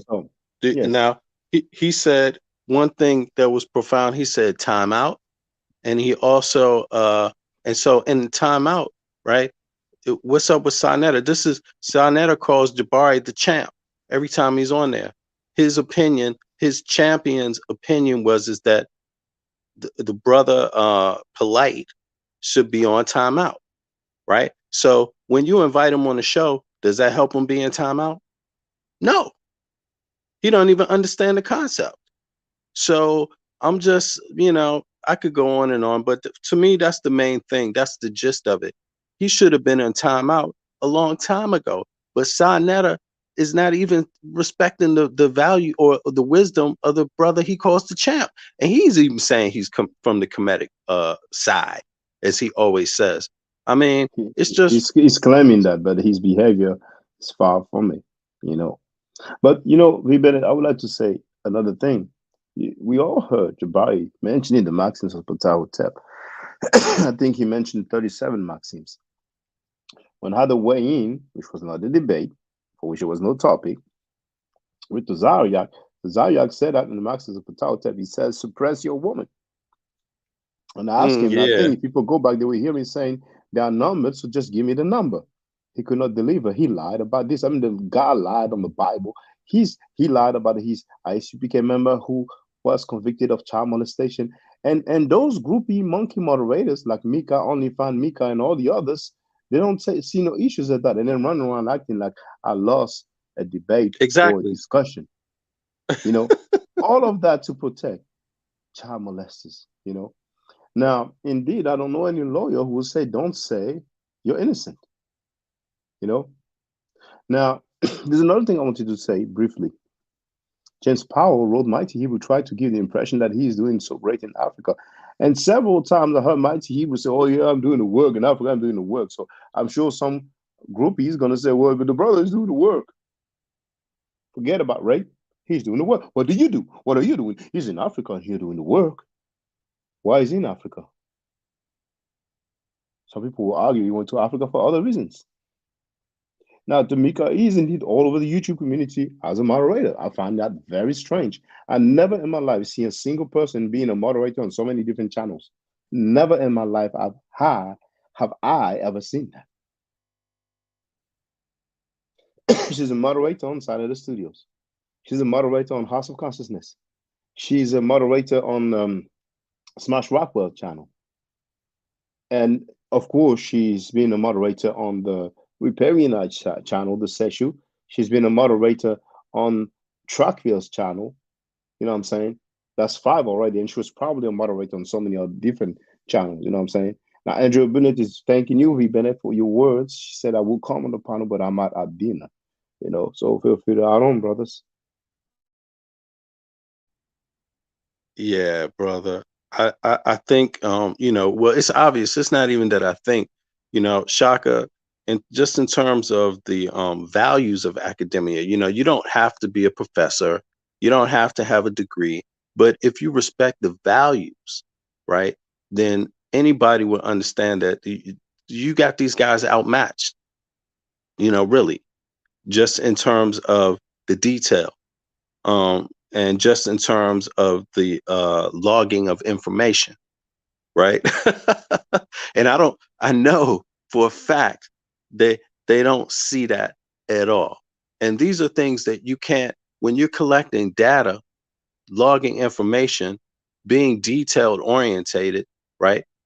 You can't laugh yourself around that, and you can't cry yourself around it either. And so I think it outlines the lack of seriousness that they're having on this topic, and on any topic, really, for that matter. So again, I want to say, I saw your vid earlier today, and I just wanted to say that I like how you spoke up for yourself. I like how because that's what a man does. Sometimes a man has to put a little more bass on it. A little more thump on it when it's necessary. But I think they shouldn't confuse that with your respect for basic principles of academia, and I think that's something we all need to pay attention to when we talk about the platforms we want to support, because it's in that we're going to get a sense of fairness. It's in that we're going to be able to weed out some of the problematic behaviors in our family that are really just crutches, And I'm glad you mentioned that previous live stream. For those who wonder, it is in the chat. Standing against child molestation is a noble cause. It's about an hour long. Now, I've shown that Sinetta addressed child molestation when there was the Africa Bambaataa scandal. He was there, he spoke on it. Reggie was there, Reggie spoke on it. Young Pharaoh was there, he spoke on it. You know, we've seen the blue and the red pill. We've seen Brother Nona Sankofa. We've seen the irritated genie, head of the Straight Black Pride movement. You know, we've seen the young brother Marcus. We've seen Ali Muhammad.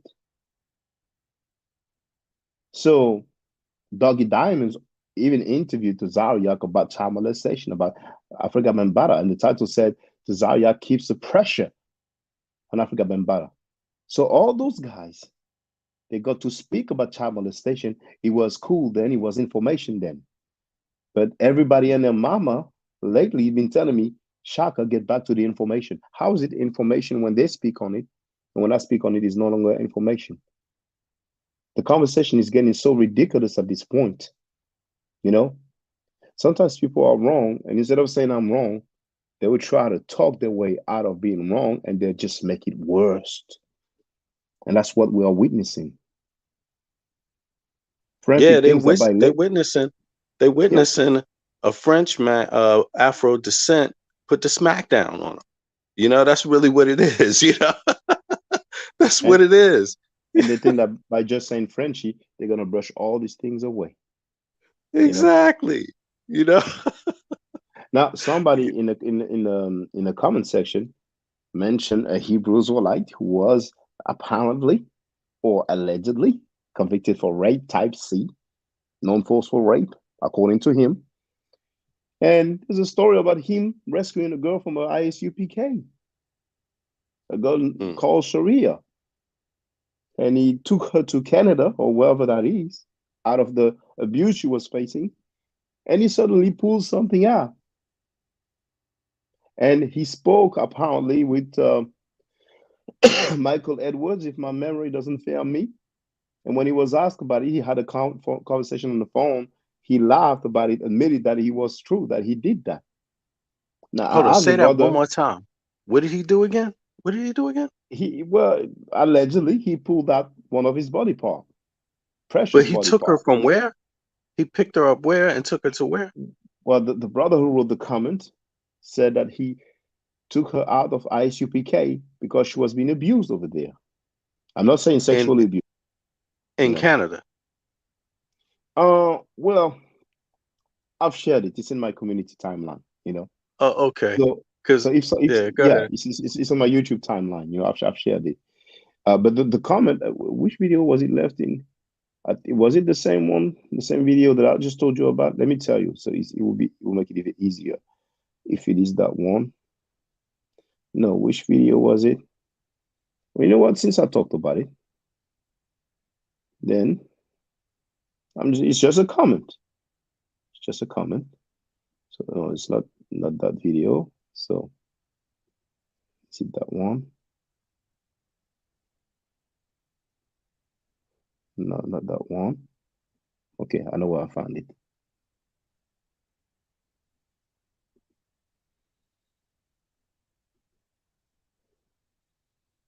There it is. Now, it's yesterday's live stream. Going to share the link, and we're going to see what the comment is. You know, it's just a comment. It's not me. It's a comment. I should be allowed to read a comment. The link is quite long here. I'll go there. Boom. Share this in the chat.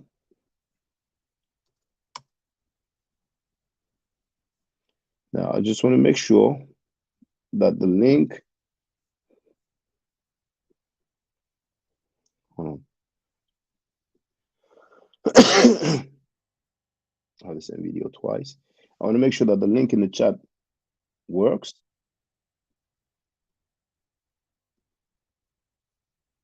Yes, it does work. Okay. So I've shared it in the chat. There it is. All right. So let's have a look now.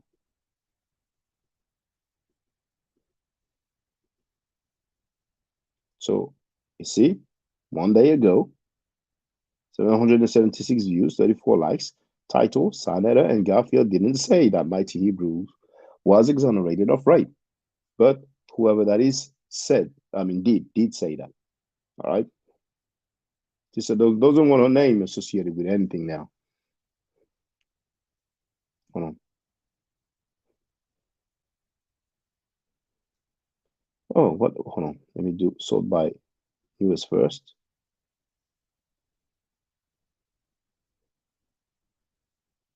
Oh, I don't like when he does that. I don't like. Okay, you know what? Okay, I can go to the community timeline.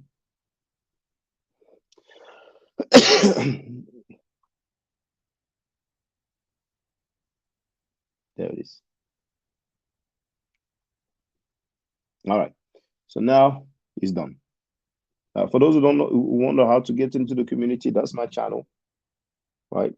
Boom, community. As a matter of fact, here's the link in the chat. There it is. So you scroll down.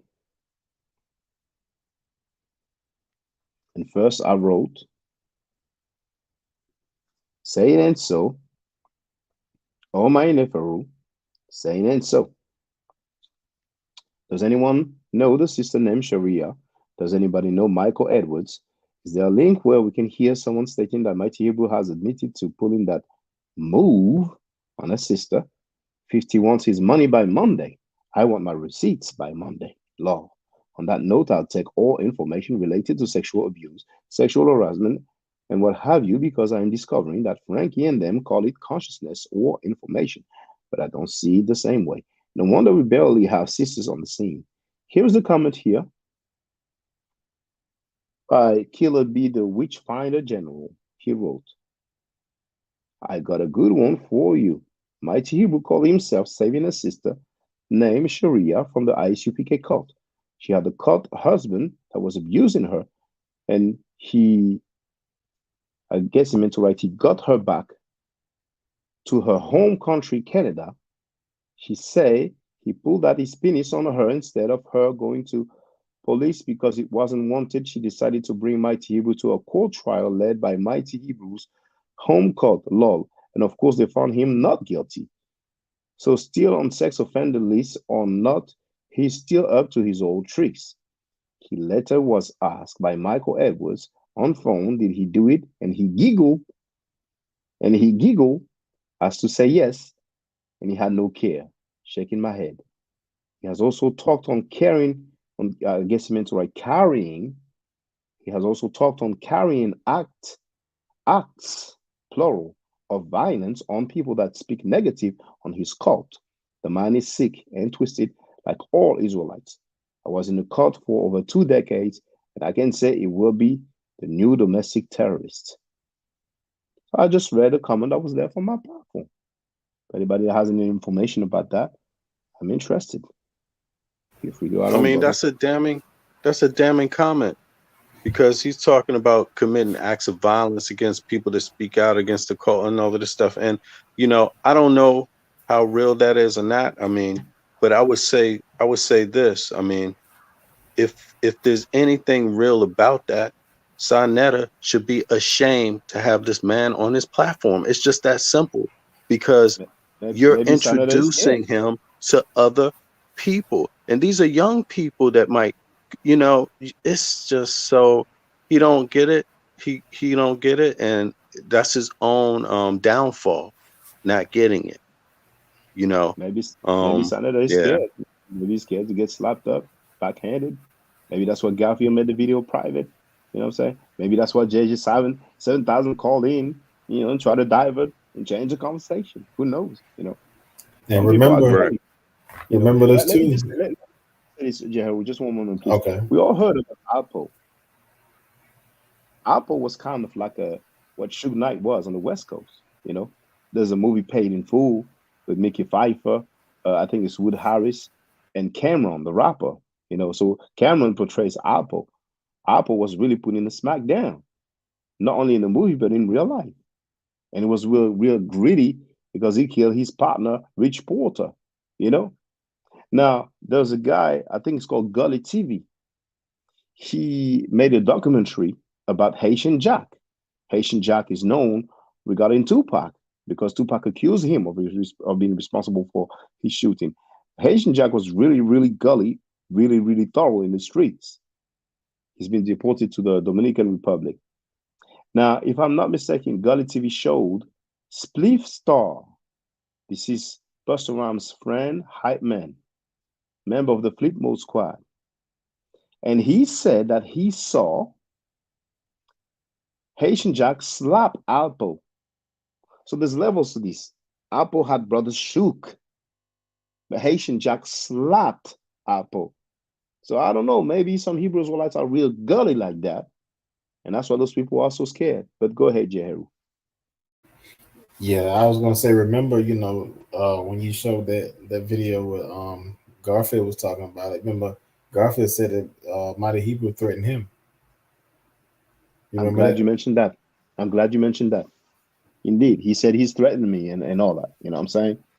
So I'm like, you know, hey, some people, they said they're for the people. They said that they're putting their lives on the line, but all it takes is a phone call. You threaten them, and then that's it. You know? Yeah. Some people are not. They're not built for this. Except Garfield wasn't worried about. He didn't sound too worried about it. So I mean, you know, well, he during the live stream, he was probably, you know, acting tough. But then, you know, sometimes, you know, a few words, you know, maybe they mention, I don't know, his address, his family. I don't know. Maybe somebody told him, hey, yeah, you know, you're right. You know, Garfield, you're from Jamaica. You know, that guy, he did this and that. And then Doctor was like, oh man, oh my goodness. Lot of man say, okay, we good. I don't know. You know, speculating. But somebody should ask Garfield, why did he change so much? Why did he go from exposing the dude to, we good. He's my friend. He called me. I mean, I'll be the first to admit, yep. Looking at his face, I admit it, looking at his face, he looked like a psycho. But the only thing is these young kids don't care nothing about that, you know, and there's a lot of adult men that don't care nothing about that. The bottom line is that, you know, people, in my view, from what I see, is he know exactly who to go after and who not. Let's not forget how this works with power. You know, certain kind of people, they basically go after, these predators go after the people they know they can get. And the ones, I explained that to you, man. A pack of dogs can run up to a dude. They could be looking to bite somebody, but they can smell, and their senses are so prime, they know who to jump on and who to walk right past. I had a pack of dogs run up on me, and I just looked right at that, straight at the leader, and they just all followed the leader right past me over to the net. You know, they can sense when you're afraid, and human beings are animals, and Mighty Hebrew is also an animal, you see. So I suspect that he's going to know the difference.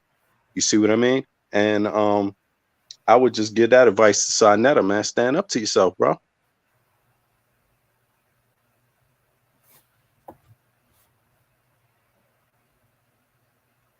You ain't going to get me like that. You know what I'm saying? That's all I got to say. You know, it just ain't going to work, you know, and it won't matter what happened. You know what I'm saying? Like, you know, that's what being a man is at the end of the day, you know. But this guy, he know who he going after. Come on. You know, it's just, and threatening people don't make you look tough. Talk is cheap. And you got a record of going after women. I mean, that don't make you tough. You know what I mean? The element of children and all of that community, just the dynamic of children, the fact that they choose this kind of thing. It doesn't look tough at all. You know, it looks like cowards. And when you go to prison, they ain't gonna respect you. And just before Peanut King or Ching Ching can add on, I just want to say that, you know, Sarnetta is used to getting several people to go against person whenever he has a disagreement with him.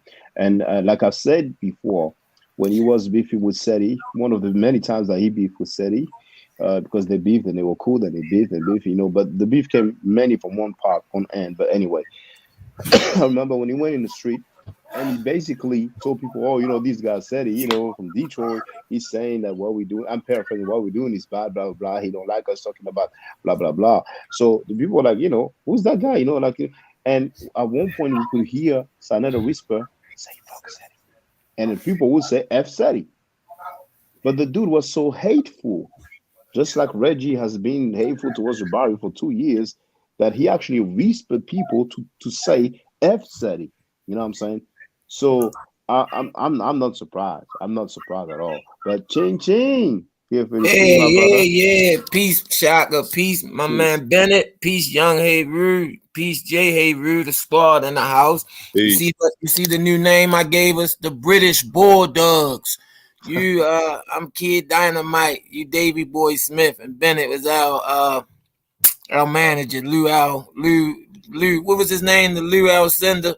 What was the manager for the British Bulldogs? I think it's Lou Alcindor, yeah, man. Yeah, Lou Alcindor.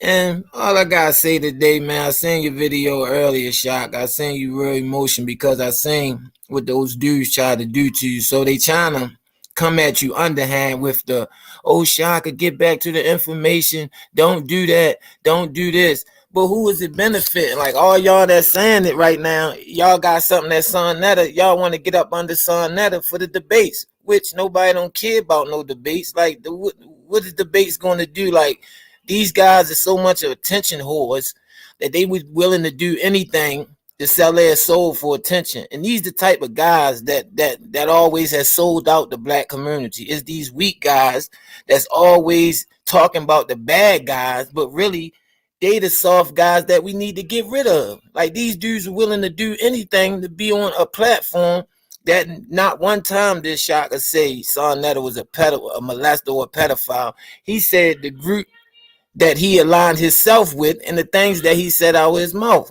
So for y'all to keep trying to get Shaka on these platforms and all y'all thinking because he over there and this and that, no, Shaka right up under us. And all you lame ass niggas that want some smoke, you can get the smoke with me. Stop trying to come at my man like that. Like y'all niggas so hard, y'all niggas so tough, because ain't none of you niggas tough for real. Ain't nobody tough on the internet. All it is a bunch of talk on the internet. But if I told him before when I gave him my number, since you want to run your mouth and be so tough, when I told you when you get to Baltimore, I gave you my number, drop it, we can meet up, turn our cameras on, and let's see who official in our city. And I guarantee 100% is me. Because you a lame, bro. You hang with lames. The way you act is lame. The way Son Netta act is lame. He over there now talking about, yeah, the French guy is. Why you that's slandering right there. So now he talking about you was begging him because you wanted to make money over there for the Meta Netta classes. So what? That's what he wanted to do. If that's the way he wanted to make some money and you wanted to accept it, which you know you wanted to, because that's why you tried to bring Polite back, because we got him. He in his feelings, Shaka. That's why last night he brought Polite back on the panel and he got mad. He cut the stream today and was because the chat was chewing him up. The chat was saying like, is that Polite? Don't he still got a case? So he cut the stream. He like, look there, let me tell y'all something. Don't y'all come after me after y'all got a French dude over there talking about me, slandering me, this and that. No, it's war. You put stuff out on me, you put stuff out on Shaka. Y'all, you got your little minions, your little soldiers over there trying to side talk us and trying to come over here with what they really doing, Shaka. They being nosy. They trying to come at you because they know you're a humble dude. So what they really want to say, because they ain't gonna say my name, like, yeah, Shaka, you got that dude over there and this and that. But one thing about it, everything that I told Shaka was 100% true about the information about these clowns. And for all these niggas that think that they want to debate, why y'all debating y'all now? Why was he not debating y'all a month ago when he was with WAC 100? He wouldn't even get on Son Netta platform because he was too big. He had caught the fan base. He wanted the fanboy, like WAC 100 said. He a clown. He broke him down. He caught Son Netta. You ain't want no smoke with WAC 100. You want the smoke with Shaka. You trying to come at Shaka, but the whole time this man Wack 100 disrespect you in your face on the phone, like straight talk to you. You ain't had no kickback. You call that man Mr. Wack 100, Mr. this. And then you see how he tried to set Wack up when he did the interview with Wack, when he tried to say that Wack child was gay. He said Wack was the police. So he tried to set Wack up that first time. You feel me, Shaka? So Wack got mad at that, and then he went in on Sarnetta. One thing about these guys, man, Sarnetta, Garfield, Reggie, guys ain't built like that, man. You guys softer than church music, man. We can see right through we can see right through you, man. Y'all ain't busting a grape in Welch's backyard, man. Y'all ain't hurting nobody. All y'all doing is internet bully, which y'all used to doing, and internet trying to scare somebody. That's just like the lady that came over here. She ain't had nothing to do with it. Shaka never said nothing about her. She's so busy over here trying to defend Sarnetta. You put yourself in. You trying to put yourself in something so somebody can say something and do something to you, so you can have a reason. You know what I'm saying? To say, oh, I went over there and they said this, yeah, but you ain't had no right to even say nothing. Even if you do, you got a witch we come over here. You should have just stayed out of it. I don't got nothing to do with it. It ain't my fight. I'm a woman. You dig what I'm saying, Shaka and Bennett? But they want to play games. We can keep playing games, because with the bad part about it, I didn't even release I didn't even give Shaka all the rest of the receipts. Like, y'all do so dumb. Y'all talk so much. And it ain't even like we saying, it's y'all saying it out your mouth. And you niggas is straight, y'all suckers. That's what's burning me up. Like I seen, it made me so mad, Shaka. And I ain't gonna lie, when I seen you earlier on the panel, man, I was really like, yo, these dudes don't even know who they dealing with for real. Like, I'm in America, you know what I'm saying? I told them niggas with the smoke. That's why I was trying to tell you before, Shaka, when you were telling, like, man, to slow down. No, because this what these dudes need. And I told my come out here, I'm going to punch him straight in his mouth, man. I don't play no games, man. I got respect in my city, man. And they know who my peoples is, man. We don't play no games. Then them niggas going to cop deuces. Oh, I didn't know it was like that, man. You going to know. I ain't gotta sit up here do a lot of talk, and that's why I want to do a lot of talking, to keep fake pumping and thinking I'm lying. But man, them niggas don't know, man. They just want to keep playing and sending you their little millions at Shaka sideways and be like, yeah, Shaka, you was better at like that teacher, like Shaka said when he was teaching. I didn't see none of their faces over here. It basically wasn't even me, because I told Shaka from the jump, I respect what y'all do, but I'm not into that. I'm into what I'm into. I never been in no groups, Boy Scouts, nothing. I never been in no kind of group, no gangs, no nothing. Because where I come from, our motto is no one man but a crew. Everybody can get, if they doing something wrong, everybody can get it. You dig what I'm saying? There ain't no one man but a crew. You ain't better than nobody. So that's what them guys think over there, because they got subscribers, or they got this. You feel me? They can talk to you any kind of way. Nah, we ain't having that, man. I told you, like Shaka said, y'all want to pull up. Y'all talk and pull up. Ain't nobody got time to be playing no games with y'all. Y'all keep going behind each other back, calling each other on a sneak tip. Then, you know what I mean, saying, what's wrong with Shaka did? What he lie about? That's what I want to know. Everything he brought up was out you guys' mouth. Then if you go back, and I ain't gonna say no names, if you go back and look at all the people that's telling Shaka to chill, if you do, that's why I said the best thing Bennett and Shaka, I told, go back and look at everybody's old videos. They doing the same thing. Everybody that's trying to tell Shaka and this, don't do that, but not even a month ago, they just was up there slandering people, making videos of people doing this. So that's why I'm confused. Like, you throwing rocks and hiding your hands, but you want Shaka to come over here and y'all trying to really control his panel. Like, that, that's weird to me, bro. That's like you waking up every morning, you trying to wear my tennis before I put them on and go outside. No, I'm going to put them on. No, give me them tennis. Bro, these my tennis. Like, you trying to, you know what I'm saying? And it hurt me this morning because they was trying to gaslight you. Everybody trying to gaslight you, and the only ones really sticking up for you. That's why I appreciate Bennett and Hey Rue and all the guys that's sticking with you, and they can open their eyes, and like we don't need our third eye to see, because you know what that come to me, that's a weak tap out. I see with my two eyes. I see with two eyes. I don't need no third eye to open up. That's all that crap, that bull crap that everybody bring to this community, all this old weirdo stuff. That's why these guys could never make it. I ain't mean to be long, but these guys can never make it outside, and I see why they on the internet, because they couldn't handle with like common sense. If I ask you a question, answer the question, like you said, Shaka, earlier. They talking about the age. JJ jumping here talking about the age, 15, 17. A rape charge. And even if anybody know about law, you know if you're a juvenile, if you catch a charge as it consists of a carjacking, robbery, rape, or murder, attempt murder, that automatically puts you as an adult charge. You can be 15, 16, and 17. Once you've been charged with them charges, they are adult charges. You know what I'm saying? There is not no more juvenile charge. Like, these guys so smart, but they so stupid, man. Yep. Thank you very Absolutely. much, Chin Chin. Thank you very much.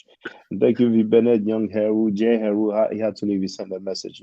And you know what, Peanut? James Powell, Andrew Brunet. Yeah, go ahead, V. Bennett.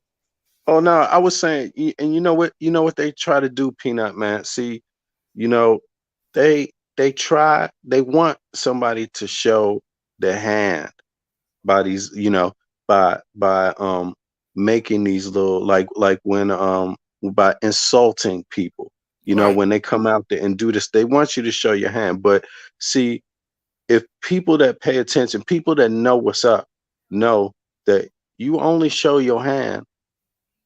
You only show your hand really when it's time to use it. When it's time to use everything in that hand, that's when you're going to show it. Until then, you're going to get card by card. You see, piece by piece. And, you know, I just hope the young people understand you don't have to sit back and listen to these clowns, listen to these dudes, because even the young people know this stuff is fake. Right. You know, nobody operates like them, you know, and it's just, even in Shaka and yourself, just the fact that you handle yourself the way you handle it, you're going to get respect anywhere. Exactly. Anywhere. Shaka Because had me crying laughing there you go. earlier. My bad, Benny. He had me when he was cussing them you out. He good. had me crying laughing earlier. I was here, my stomach was hurting, so I was like, "That's right, Shaka," because it got me mad. Because the way they come, like you said, Bennett, they coming sideways with this old tags, you it's mess. Like, come on, bro. Y'all sitting over here underhanding Shaka because he's standing on what he's, like Shaka said, he been bringing out information about that. Now all of a sudden is like you said, Shaka, Son that and them brought the case out with Hassan, but he got scared once that Zulu Nation people started applying pressure on him, and he backed out of it. So he started the beef with Poppy because them Zulu Nation dudes was really on him. You feel me? And it's like, I ain't got time for me, Shaka, and Bennett over here. We rocking out. If niggas soft, niggas want to keep talking all that kumbaya. That's why we was getting our ass whipped for 500 years. Because of that soft shit. That shit, no, brother. Why another black man turn down a black man? Well, we got to clean out our shit first before we even get to the next level. We ain't going to accept, not while I'm over here. I ain't accepting all that old, yo, this, nah, Shaka, this, nah, man, go on your panel and do all that. For one, because when y'all did it, y'all went out all out slandering people, talking about people. Nah, we ain't having it. He over there get to say what he want in front of 1,000 people, put my phone number up there, my phone number up there on the public platform and gave it out to 1,000 people. Like, come on, bro, you shouldn't even disrespecting me like that. You was mad because I didn't play in your game and I didn't come on your platform. So now you know you dealing with a real one, because he tried to set me up too with Shaka, like, hey, Ching Ching, my brother, you funny, man, you funny. Why don't you come on my platform? Hung right up on him. No, I'm not coming on your platform, bro. I don't care about them people. I don't care about that. And I will never be on your platform, bro. Only reason I was up here on Shot because you came up here. I don't indulge with dudes like you, my nigga. Was never round the way in our hood. We took care of the old women. Make sure we carried their bags. Make sure what no pedophiles running around. Make sure the community was clean. Not saying we the best or we did this and we did that, but we know we live on morals and principles. That's hey, Shaka. Yeah. Hold on, Chris. Just show you there. Can you hear me? Yeah, Chris. Just let me say this, please, Chris. I'm sorry. Yeah, no problem. You know, Ching Ching said that Sanada stated that I begged him for medical class and stuff like that. Now, If people watch the second time when I was a guest on this platform, I did the Meta Nurture class, and towards the end, I think you can hear Sanetta said, okay, part 2 will be pay-per-view, you know. So I did send an email to Sanetta, said, okay, yo, what about the part 2 of the Meta Nurture class? You know, how is going to happen? You know, how will the money be split? You know what I'm saying? If he wants to call that begging, he's lying, because he proposed. You know what I'm saying? He said part 2 will be pay-per-view. You know what I'm saying? And even one time, or maybe twice, you can hear me when I got on his panel, not as a guest. I did say, you know, hey, what about the Meta Nurture? I would like to do the Meta Nurture. You know what I'm saying? And you can even hear me asking me for my phone number. Then he asked me for my phone number again. Like you said, you was trying to teach a class, so that was the best way for you to get on a nice platform to teach a class. So you ain't do nothing wrong. What he did, he tried to line you up when you asked Tazaryak about the black with the Martin Luther King and the other joint, and they laughed at you up there. They tried to make a mockery of you. Then you caught on to it, and then they gonna try to make it. Now the whole thing that everybody's spinning out is he Shaka mad because he ain't do good in the debate and all this. Oh man, y'all just always trying to spin something for your Hey, Ching Ching. Oh, let me say something real quick, bro. And peace to everybody on the channel. Peace to Shaka. So I called earlier this morning, because I know the time frame for Shaka is different. Hey, bro, listen to me. We all love you.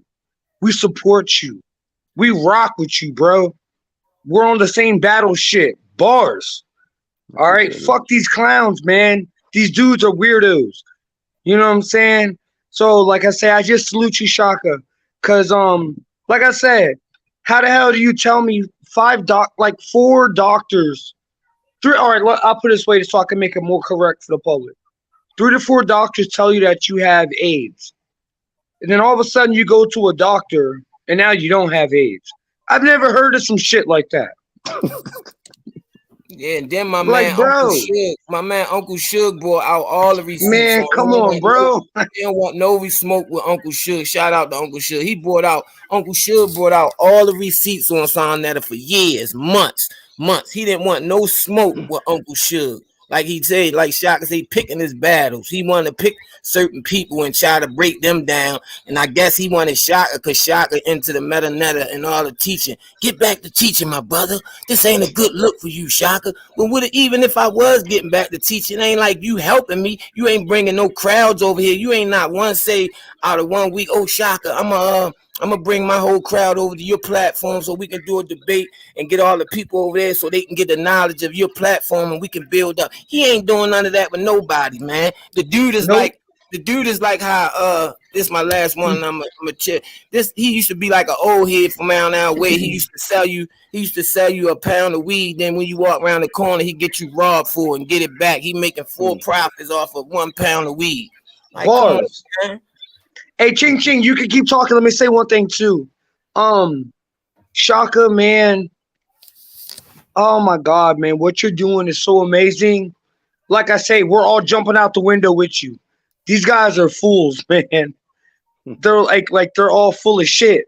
And honestly, the way that you were, I loved how passionate you were earlier. I loved it. I wish I could have caught everything, but like, don't. Yo, as a matter of fact, man, these people that talk about, oh, you shouldn't speak this way. Yo, man, shut the fuck up, man. Like, we're really trying to bring the truth to the people. Come on, man. Stop. Because y'all can't be on Sonetta liking the way that, how they speak. And I'm sorry the way my voice sounds. The weather here is like up and down. But yo, like, y'all got to stop, bro. And Shaka is literally, bro, you're from the stars, bro. Like, you're doing so much and it's beautiful, man. And so many people support you that you don't even imagine. So I'm gonna be quiet for a minute, because I just jumped in, so I apologize. Yeah, I ain't know what Shaka had to do. What I jumped on, I wanted to Ben jump on, and he's scared of Shaka. Shaka over here chilling, like he said with the little page. Back in the day, you would never catch Sonetta even announcing somebody with a little subscriber page. You feel me, with low numbers. Now you know you got him, because every morning he waking up and he see it and he feel it in your gut like, oh, Shaka, And his wife probably like, what you doing? What you doing, Frankie? Does hear Frankie from the West Side? He probably like, oh, that's Shaka. He in my dream everywhere I go. Cause you know, cause he bringing truth. Shaka bringing truth, and he ain't gotta lie about nothing. But you know, you been wanted to bring Polite back. That's why he did what he did today, Shaka, because he was so mad. He seen that video that we done yesterday, and he was like, man, fuck that. I'm gonna bring Polite back. Them niggas ain't gonna tell me what to do. We ain't say you couldn't bring Polite back, brother. That wasn't our point. Our point was we see your character. We see that you don't have no morals and principle for nothing. You the one got ripped off by Polite, not us. You the one said Polite did these things to you, not us. Polite ain't take nothing. We ain't donate nothing to Polite or nobody else. Shaka. You the one lost out. Hold You on, feel Chris. what I'm saying? Hold on. I'm sorry. You the one lost, Shaka. You gotta look at it. He the one lost out. He got robbed from Polite. He said Polite took this. He messed up his page. He did this. We ain't do none of that. All we did was brought out the public information that's on the internet, scam through it, watch through it, and that's what I tell all you brothers that's on our team. Look at all their old videos, man. Once you punch in that video, all you gotta do is punch in like I do, Whack 100 exposed Sonetta exposed Polite exposed that's all the dirt gonna come up on them, because that's all they all dirty, like Whack say. They don't like each other. My bad. Go ahead, bro. And again, peace to the channel. I apologize. Look, so please, Shaka, because or anybody, like, find the video. So there's a video of Polite, cause Sonetta saw Cheddar, you know, cause he's all about money instead of morality. Saw Satan? Yeah, saw Cheddar. You know what I'm saying? But look, there's a video out there where Polite did a video with a 13-year-old girl, and she co-wrote a book with him, and then later she ended up being one of his wives. And this is like, they talked about this. Yeah, that's Sonetta wife niece. Oh, bars. So you know what's up. Like, yo, we're not making this stuff up. If you see the videos on Uncle Suge page, do you know Polite got her working as one of them sex callers? You know how you call them telephone joints, the line hotlines? And she's on there answering the phone. The video and you know what? The video, she's one of the fucking operators, man. And you know what? What you're saying, bro, is 100% bars. Because I even heard about that. So, like, bro, Shaka, these people are weird. Do you brothers know if the video is still online on YouTube? Yeah, I'm about to find it now. Let me know. Now, you know, I got you. I'm about to find. Yeah. Now, you know, Ching, the brother, I see you on mute now, but the brother Uncle Suge, is it the guy that was in the car with Sonetta? When he asked Sonetta, what do you think about the case with Polite? Do you think he's guilty? And then Sonetta replied, there's a possibility. Is it the guy called Uncle Suge? No, that was his nephew, 10 Toes Down. Okay. They was recording each other and talking. And and Suge was right on it. Suge got it, snapped, because Sonetta like to take a lot of things down. Now, what he over there telling his audience is that the videos that we plan, that ain't his words, people chopping them up. He gonna say, go to his. He got these people so fooled over there. He tell these people that them words that he's saying out his mouth is not his words, that there's somebody put the words in his mouth and they chop the video up. I said, yo, they over there. That's one of the dumbest chat rooms in the world. If people talking about they over there learning information, I would like to know, what has that conscious community done for you in 2023? Has it gave you some survival modes, show you how to balance your money, show you how to save your money, show you how to go about life from Monday to Monday? Like, I want to know somebody that's doing all this. But I'm about to find this video. It's only gonna take me 2 minutes, Shaka. Go ahead. Yeah, no problem. Yo, feel free to add on, brothers. Hey, yo, I think Chris was saying something. Can I speak real quick? And I'm sorry, because like I want everybody to have a chance to talk. Yeah, go for it, Chris. Yeah, so like real talk, like I told about the fucking son. I'm sorry, like, matter of fact, fuck the bullshit. If you got a problem with me cussing, yo, kiss my ass. But Sonetta talking about having HIV, and really having it, like, not even HIV. Like, see, We got to stop being ignorant. He didn't say that they said I had HIV. He was like, they said I had full-blown AIDS. All right? Like, for real. We have to understand, like, and be intellectually, we have to be intellectually understanding when it comes to medicine and things like that. Bars. And I have a show Shaka about medicine coming up. But what was Shaka about medicine? But man, like, dude, these people are charlatans, they're liars.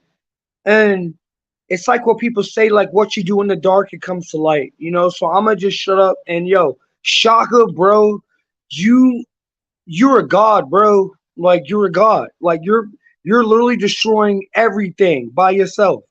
And literally you have everybody on the spaceship with you. So I'm gonna just shut up, bro. This shit's amazing. Well, if you wanted to add on, feel free. No, I think I'm gonna add on, but I think Hey Roo up there, he was about to say something. I saw his hand or something like that. I mean, I just listen in, you know what I'm saying? And I like everything that Chingy just said. He just made it, you know what I mean? Like, there's nothing more to say. You know what I mean? It's either you stand for something or you fall for everything.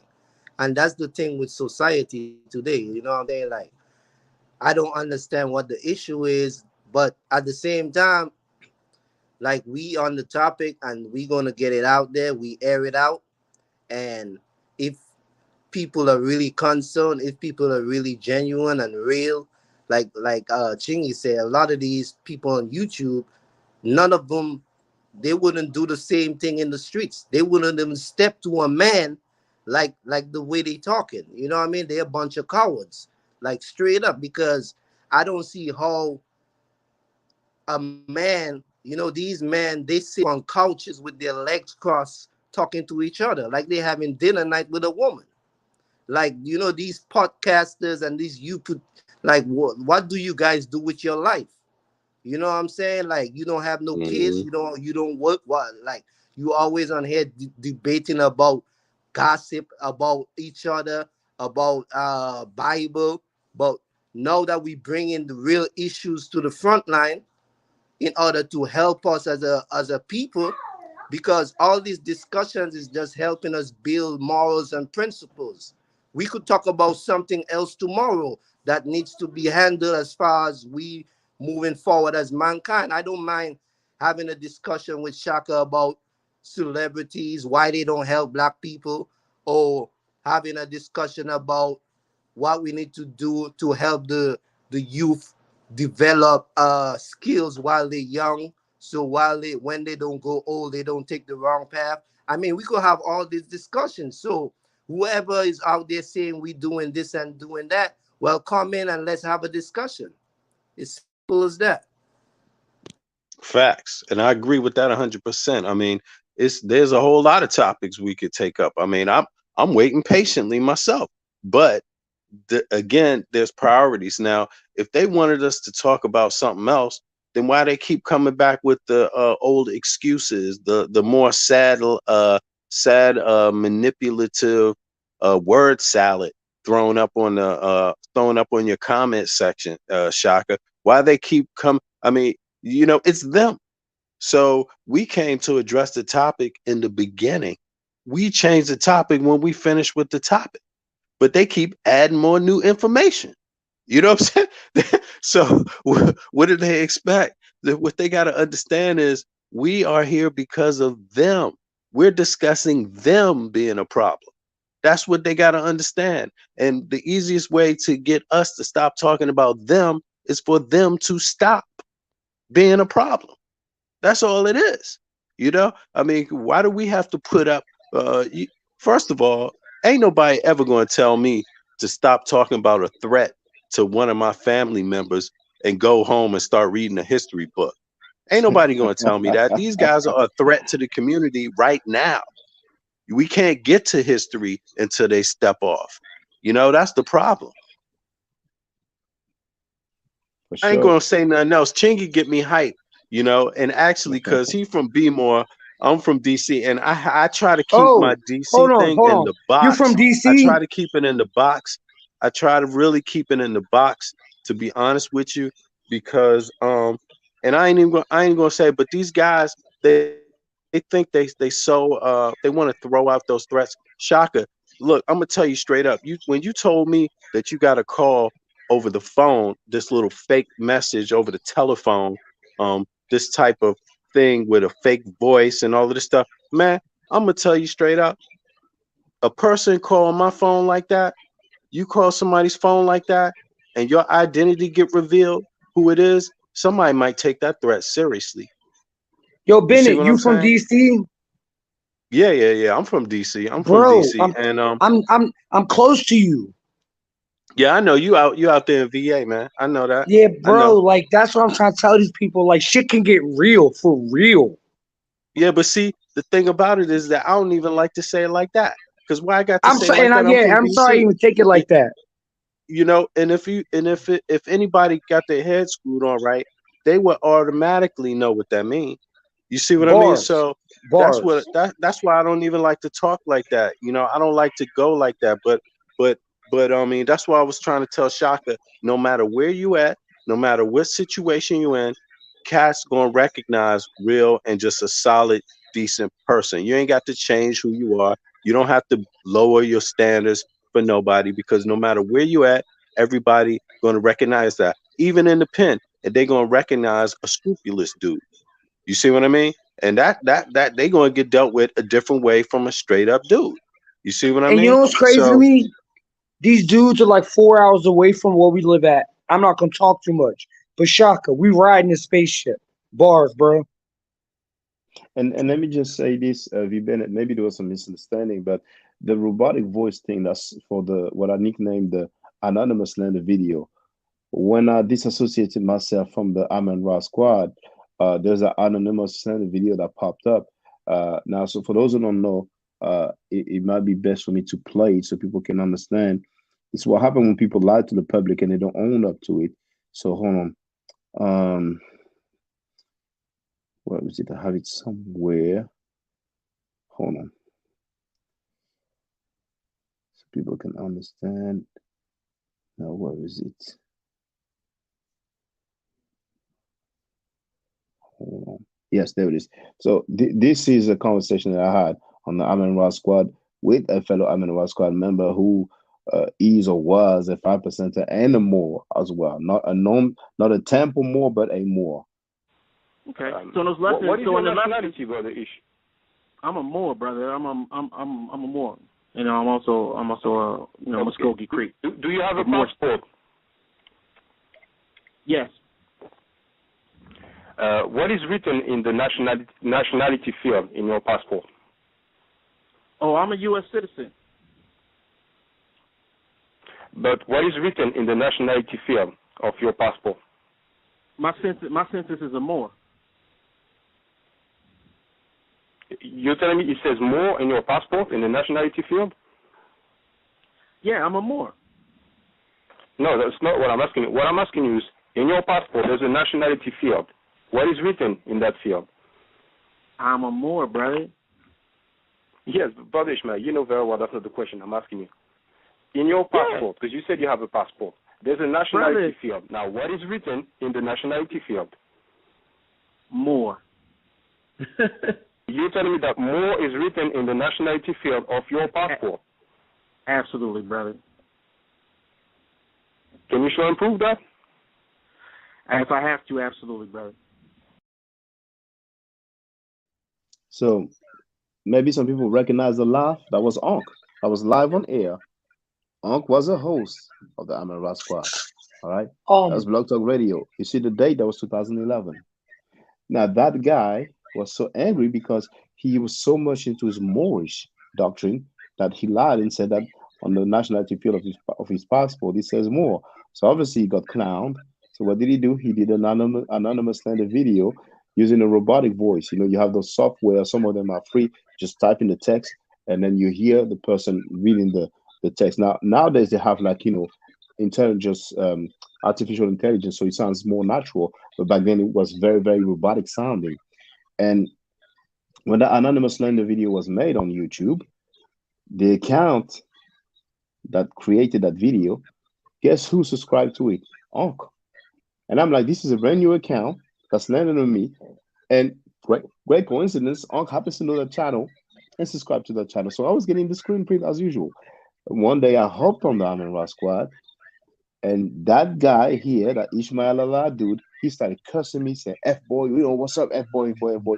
So I bounced. I said, okay, Jungle Fever power, and I bounced because the dude actually was part of the BPC Black Power cartel with Southern Seti. But none of us knew that he had a white wife. So when he had a white wife, which was revealed by Sanetta, by the way, you know, he wasn't slandered then, he wasn't gossiping then. I don't know if I should say Seti kicked him out, but they had a conversation. He was no longer on the BPC, you know. So I said that, then I bounced. And guess what? The guy repeated verbatim the same things that was said in an anonymous slander video. Oh, Shaka Dog, or Shaka is a refugee, you know. So the NBA talk, you know, I heard it a long time ago. His mother is a blah, blah, blah. His father is a blah, blah, blah. He's a traitor. He betrayed his nationality, blah, blah, blah, blah, blah. And that's how I had the confirmation that it was him who did the anonymous slander video. But I suspected it was him because of the words, the wording that was said. I'm like, you know, it really sounds like him, you know. So Unc apologized for all these things, and I accepted his apology. But then recently I saw that it was still on some anti-African stuff, and now I've seen that he's copying for child molesters. So, you know, at this point I'm like, you know, hey, he can live his life and do his thing. But you know, there's only so Hey, yo, much. Shock, I'm about to give you a jewel, bro. Go ahead. Yo, fuck these dudes. Yo, so real talk.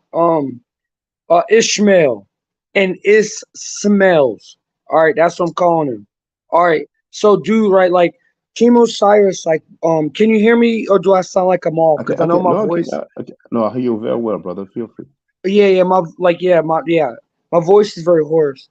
But dude, like, Team Osiris, like, we did a debate with Ishmael on the whole Moorish thing, beat him the hell up, like literally, like, to the public. We're not, and this is why I love Shaka. Like, we're literally not being bullies.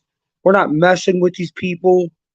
Like, these people are genuinely disingenuous. And I don't know if Team Osiris may have deleted the video, but if you can go to I'm trying to think how they worded it. It's like I'll figure out, because if you type in Team Osiris, it'll lead you to something else, but it's Team Osiris something, the way we had it. But we literally had a debate before, and we crushed these people. And I don't even mess with Team Osiris anymore. But like everything that Shaka's saying, like, we have receipts for this stuff. And I apologize, Shaka. I just jumped on. I wish I could have jumped on earlier, and I apologize. But like, these dudes are clowns, like, real talk. I'm gonna be quiet. And I'm sorry for my voice. No, your And voice you is know, fine. We hear you clearly. Go ahead, V. Bennett. when they can't defend their position, first of all, marry whoever the hell you want to marry. Stand on what you do yourself, man. Just be you. But the thing about it is, when you can't defend your position and then you start going into threats, see, that's the thing about it. Calling people's coming out the mouth, cursing and all of this stuff. And see, that's the thing about it. It's like they turn it into something else, and basically they don't want none of that anyway. You see what I mean? And the reality of it is they don't want none of that anyway. So it's just kind of like so sad, because when you grow up in a place where you have to learn how to hurt people, you know what I mean? Just as a norm, you see what I mean? You want to forget that. You want to forget that. You want to put that out. You want to just put it down. You see what I mean? But these guys, grown daggone men, they want to pull people into it. You see, and that's just another example of how wasteful it is and stupid it is. Nobody should have to get hurt when you talking when we having debates about this stuff. You know, nobody should have to, but they always want to come out like that. It's just pathetic, man. You were genuinely trying to be in on the topic and discuss it, right? And that's what those debates were supposed to be about. Then all of a sudden it's going to turn into F this and F that. Then it's going to turn into some anonymous videos on your background and all of this stuff. It's like, come on, man. What is this? You know, that's just it's just pathetic, man. It's just pathetic. But I'm gonna put it down. I'm gonna put it down because sometimes when I hear this stuff myself, I put it to you this way. I live in Copenhagen. I'm a grown man. I know where I'm from. Where I'm from is always gonna walk in me because I can't get it off of me, right? But here's the thing. I even walk down the street some days. If I even hear somebody jogging behind me, I could instantly, turn around. And, I have to stop myself sometimes like that. Like, so it's like this violence and all of that stuff, it shouldn't even have to even be necessary, but a lot of these guys that's going out there talking all that stuff, in reality, they don't want none of it. They don't want none of it, man. So I just want to commend you, Shaka. Don't lower down yourself down to these standards. Don't lower it down, man, because the reason why you're credible is because you see that that's not even what it should have to be about in the first place. You still dealing with them. That's a level of respect for the community. You saying you want to throw this cornball stuff out at me, you know what? I'm still going to come at you on the academic level, and so that's what it's got to be. And these guys got to grow up, man, and let everybody else grow up, Yeah. Hey, we love you, and Shaka, on the I bars. We appreciate love you, Shaka. I appreciate Keep it that, going. Chris. I appreciate that, Chris. Now, you see, Bennett, you said indeed, marry who you want to marry. But the thing that was surprising is that before the community knew that he was with a white wife, once again, which was revealed by Sanetta, live on the Yeah. air, because they went Yeah, back but and forth, but and everybody know. Oh, go ahead. Go ahead. yeah. Before that, there was a guy. Now I forgot his YouTube username. I think he had like Minister or something, Minister 19 or something, Brother Minister or something like that. He's a NOI member. He's like a karate or martial art instructor, and he had a few videos with his wife, But before he had the videos with his wife, he was single, and Ishmael Allah made a video about him because he had put in a comment regarding a white woman. She's a MILF. Now, MILF is no longer used, but now people use thought or stuff like that. But MILF is mother I like to F. It was a popular term back then. So Ishmael Allah got on him like, look, man, this guy is a nation. Because for those who don't know, Ishmael Allah is or was a 5%er and a more, but he was a member of the Nation of Islam as well for several years, That's why he was defending those anti-Black and anti-African teachings and lessons. But anyway, he's like, here you have this Nation of Islam member writing, oh, this is a meal, a mother I'd like to F, and blah, blah, blah, blah, blah, blah, blah, blah. And the guy was like kind of, a bit ashamed. And he's like, oh, yeah, my bad. I shouldn't have said that, whatever. So when he did that, once again, the woman that he said he would like to, he said she's a male, is a white woman, So when that happened, never in my mind would have imagined that Ishmael Allah's wife was white, because he pulled a fellow Asiatic black man's coat for having sexual fantasies about a white woman, So when that stuff came out, I was like, man, the hypocrisy and the irony, the irony and the hypocrisy, But Right. those guys, it's just, I'm telling you, those guys, it's so amusing. It's just incredible, and it reminds me of, in the sense of Reggie. Reggie would say one thing in its opposite in the same sentence or the same paragraph. He loves to say, "Oh, this is what the European says," but then he will quote Europeans, and he's just like, Shaka. Yes, brother. Listen to me.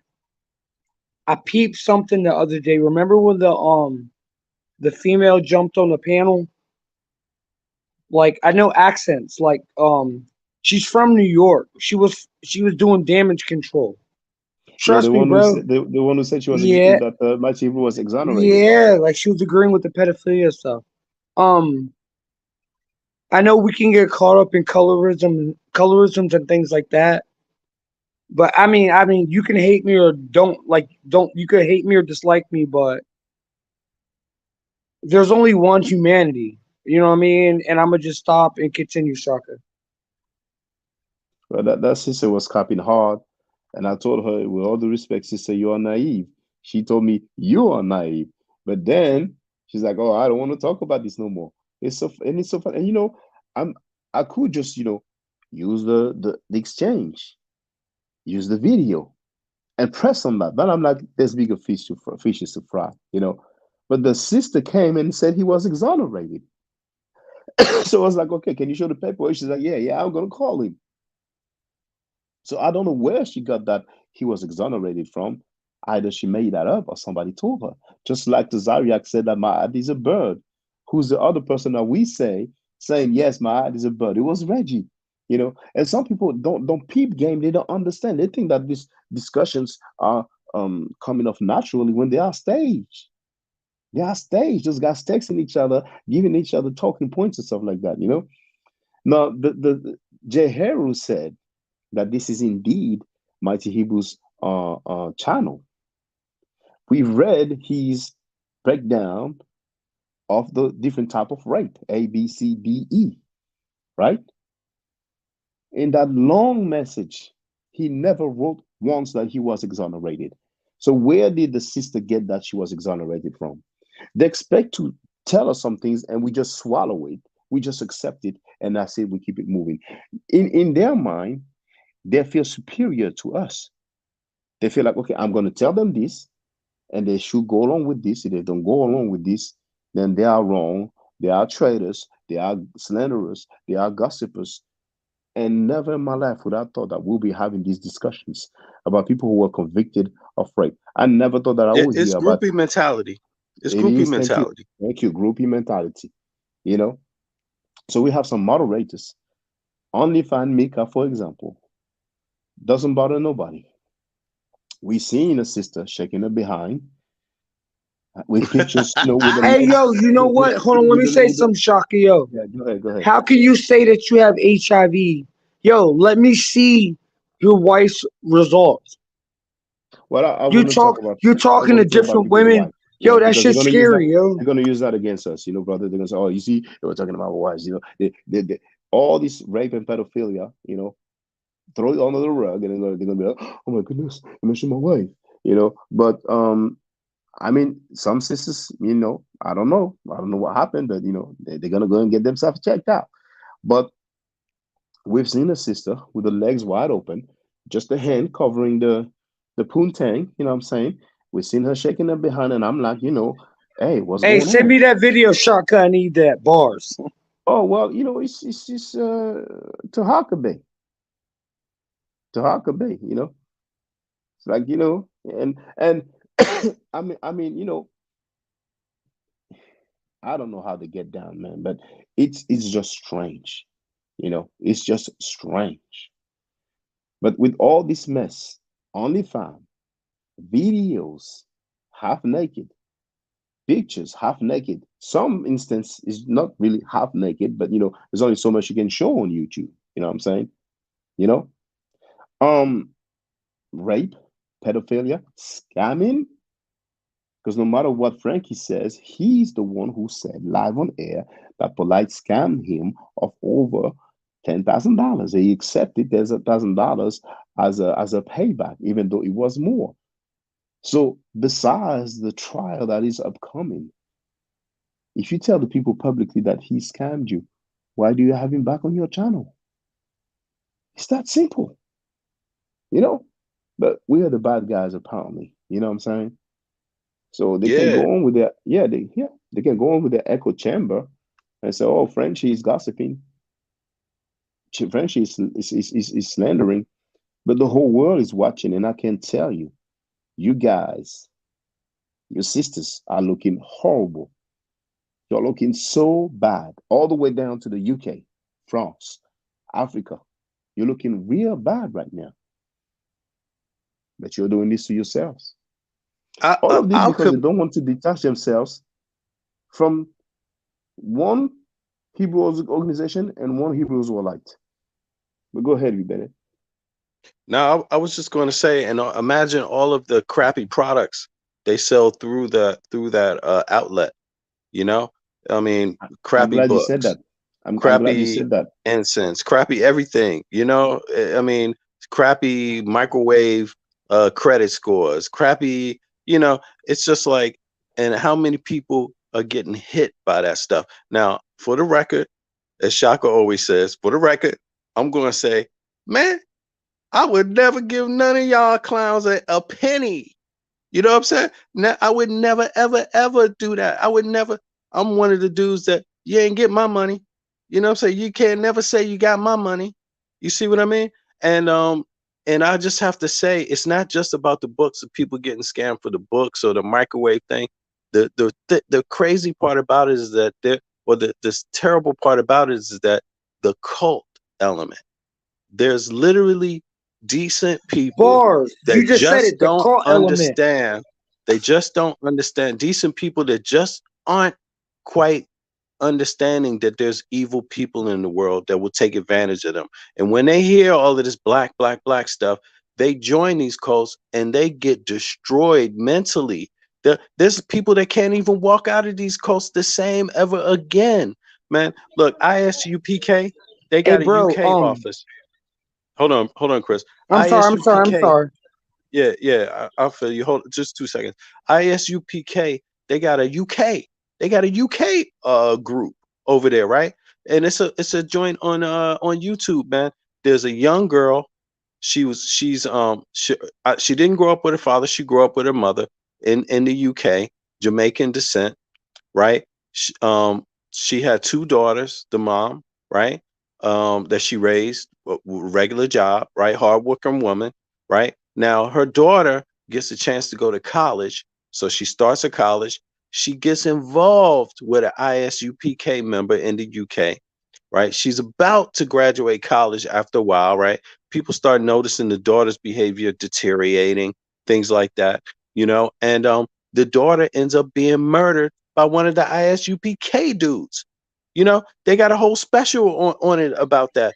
And the thing about, yeah, man, she was murdered by this dude. I don't even know why I keep saying brother, because he ain't a brother, you know. But this ISUPK member, black man, and of course he got to do it to a woman again. He got to do it to a woman, right? Man, got to do it because he's so strong. He got to pick on the woman. Kills her, man. Kills her. You know, they couldn't find her body. They were looking for her body for damn near a month or so. Months. The police, and you know, they was really out there with dogs everywhere, using all kinds of resources.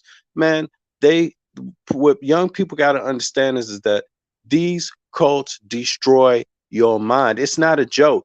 You go in there, you possibly won't make it out with your life. You might make it out alive. Your blood might be pumping when you're alive and breathing air, but your mind, what they do to your mind. And this is the thing, man. So they got all kinds of stuff over there. They not going to just stop at scamming you for microwave thing. They're not going to just stop at raping you, man. They just literally out to destroy. No respect for just the common decency of people. The fact that people have the right to be decent in a common way without getting scammed, without losing their life. And these guys pretending like they on the front line. It's like, you know, it's terrible, man. It's just too much all in one place happening, man, for them to just ignore, Bennett, you know. What you just said just broke my heart so bad. Oh my God. Like, I know many of us have children, and we all come from the stars. You got to be stupid to not know that. You know, you may call God by different names. These people are fucking weird, man. We got to get rid of them. And I'm willing to put in like work. Like, I'm talking about work. Like, and you know what I mean by that? It's so weird, man. This is so sad. And like I say, like, they get on social media and they try to explain it away. Pedophilia, child molestation, like, it's not okay. You know, child molestation doesn't have to be forced penetration. You can fondle and things like that. I don't even like talking like this because it's not even a part of my vocabulary. But Shaka, thank you so much, man, for putting this for the forefront. And this how I know, like, Shaka's a god, bro. Like, real talk. And all of us, we stand behind you, Shaka, on bars. Like, Real talk, like for real. I'm gonna be quiet, but what you just said broke my heart, bro. Yeah, man, they brother there, V man. Bennett, There, do you know it's real the talk. do you know the name? Do you have any link for that story about ISUPK I England? think I sent you the YouTube joint. I sent it to you, man. But I could give me a second. I could dig it up again. Yeah, Shock, it's gonna take me a minute to find it. I'm gonna definitely get it though. I gotta look through these videos. What happened? It was a fight with ISUPK today? No, Today? V Bennett told us. Well, V Bennett just told us about ISUPK in England. A young sister joined them, and she's been killed by one of their members. But is that were you asking about what you heard, or are you just telling us about something new regarding ISUPK Chin Chin? Can I say something real quick, Shaka? Yeah, I thought I heard Hold they on, was Chris, hold on, fighting Chris. today or something. Oh, like you mean you heard on this live stream or? Yeah, I thought I heard somebody over here say I thought they was out Oh. there fighting on 125th. Oh no, My it's bad. just a misunderstanding. Yeah, no problem. Go ahead, Chris. Let me say something real quick. Yo, ISUPK are straight bitches. And on bars, bro, I'm 4 hours away. We can get it popping. Real talk. No, we don't need to go there, Chris. We don't need to go there. We don't want to be fighting as black men. Yeah, plus that's going to let them off the hook. They ain't going to do nothing, Chris, because the thing about it is that these guys, they know who to pick on or who not to. You know, I've been up inside of one of them temples. I mean, I ain't going to say too much, but what I'm going to tell you is that they know exactly who they have the system set up to fill you out.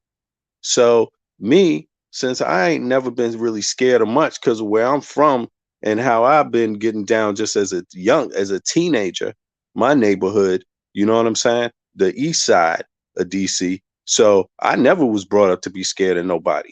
So yeah, so I heard them talking like they was brothers and all of that, blah, blah, blah. So I gave it a little thing. But here's the funny part about it.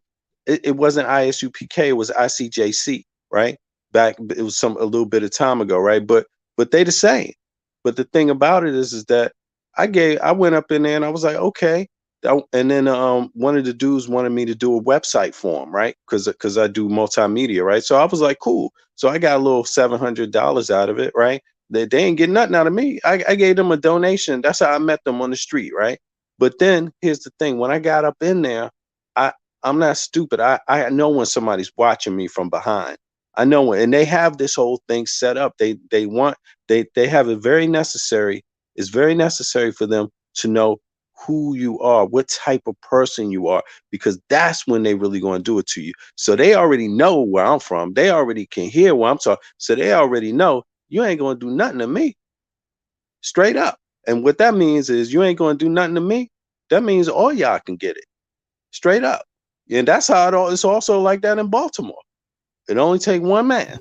Yeah, you already know, Bennett. You already know. I was in the out. joint with them DC dudes, man. They ran the whole joint, and it's about, like you said, standing on. That's why I told Unc when I was talking to Shaka the first day, I didn't want to disrespect his platform. I said, Unc, when you get to Baltimore, just take my number.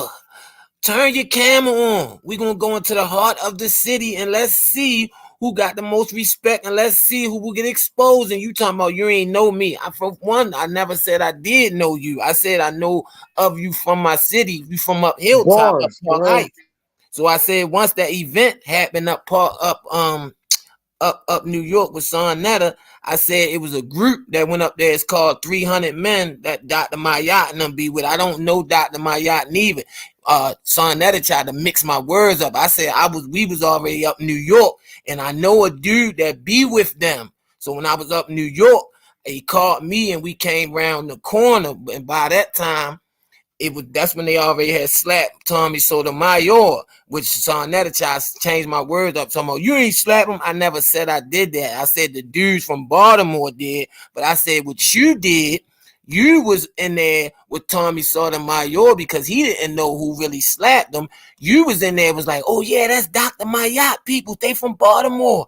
Yeah, man, get them. Even though I know that's your place of business, but you was in there telling the police where the dudes was outside and all that and everything. Like you was straight up telling. And then don't remind you of when somebody said the police badge fell out his jacket. And he was online, straight called the straight FBI. See, that's how dirty these dudes get. Once you get to exposing them, they gonna call the police on you, real life police on you. But my thing is, you was so up much of a grown man when you was beefing with her son. You pulled the gun out on camera and was really talking about you going to shoot this man. Like, these dudes is, man, I wish they would, man. So on that, you only 5'4". You know, I would knee you. Remember back in the day we used to knee niggas, like, you know what I mean, just knee them, like just straight knee them. You know what I'm saying? Hey, Like, yo, son, that the should get hit with the used to do the Heart Foundation. You know what I mean? crazy. Knee you. You ain't scaring nobody with your fake teeth. That's why he always licking this top teeth, because his teeth keep ready to fall out. And he old and he know he losing, and he be trying to scare people with his old cousins. And who don't got And he got AIDS. He got HIV and said it. He got AIDS. But Ching Oh, Ching, man. no, I no, keep no, telling these dudes. Ching Ching, sorry, a badge fell out of somebody's pocket. They Police was saying badge. Son Netta, he was somewhere on 125th, and the police badge fell out his jacket. Like, he was, like that dude. It's a Well, lot we're of gonna stories out on him. Shock. we're gonna say that's He an was allegation calling. because He we're was gonna calling police is on. Do say like if they outside on 125th selling the CDs. They say if you sell more CDs than him that day, he will call the police on you and get the police to mess with your CD stand and lock you up. Remember back in the day, they was locking niggas up for that copyright stuff for the CDs. And he would call the police up and get you locked up for selling CDs. I'm like, damn, this dude is wicked, man. Like, he don't want nothing, man. He in New York. Oh, I ain't saying like that old Harlem fake shaking. That's what they do right there. Because before the conscious community blown up, you know them guys out there selling movie tickets, scalping tickets. Niggas ain't had no money. Look at their shoes. What grown man 30 years old and your tennis dirty? You outside and you 40 and you 30 years old and your tennis dirty. That tells a whole lot. Unless you're going through some hard times, I can dig that. But these guys, that's why when he first got on, remember, Shock, he kept showing off the Gators and all this. But New York is home of the fake. Everybody know New York sell nothing but fake stuff. Like my man used to go up there and get 1,000 pair of socks for $10. Like you can go up there and get a bunch of socks. He bring down Ching Ching, let me say one thing. Thank God you said that. Yo, New York people are the biggest scammers, like on everything. They all full of shit. They think that they can get over on people. And this is on bars, and I'm gonna be quiet. Thank you for saying that, Ching Ching. Yo, it's fucked up. Well, there's good and bad everywhere because they're gonna use that and say, "Oh, you with this in New York," and they're gonna try anything but the topic of the child molesters. Anything else they would try. Anything else they would try. Trust me.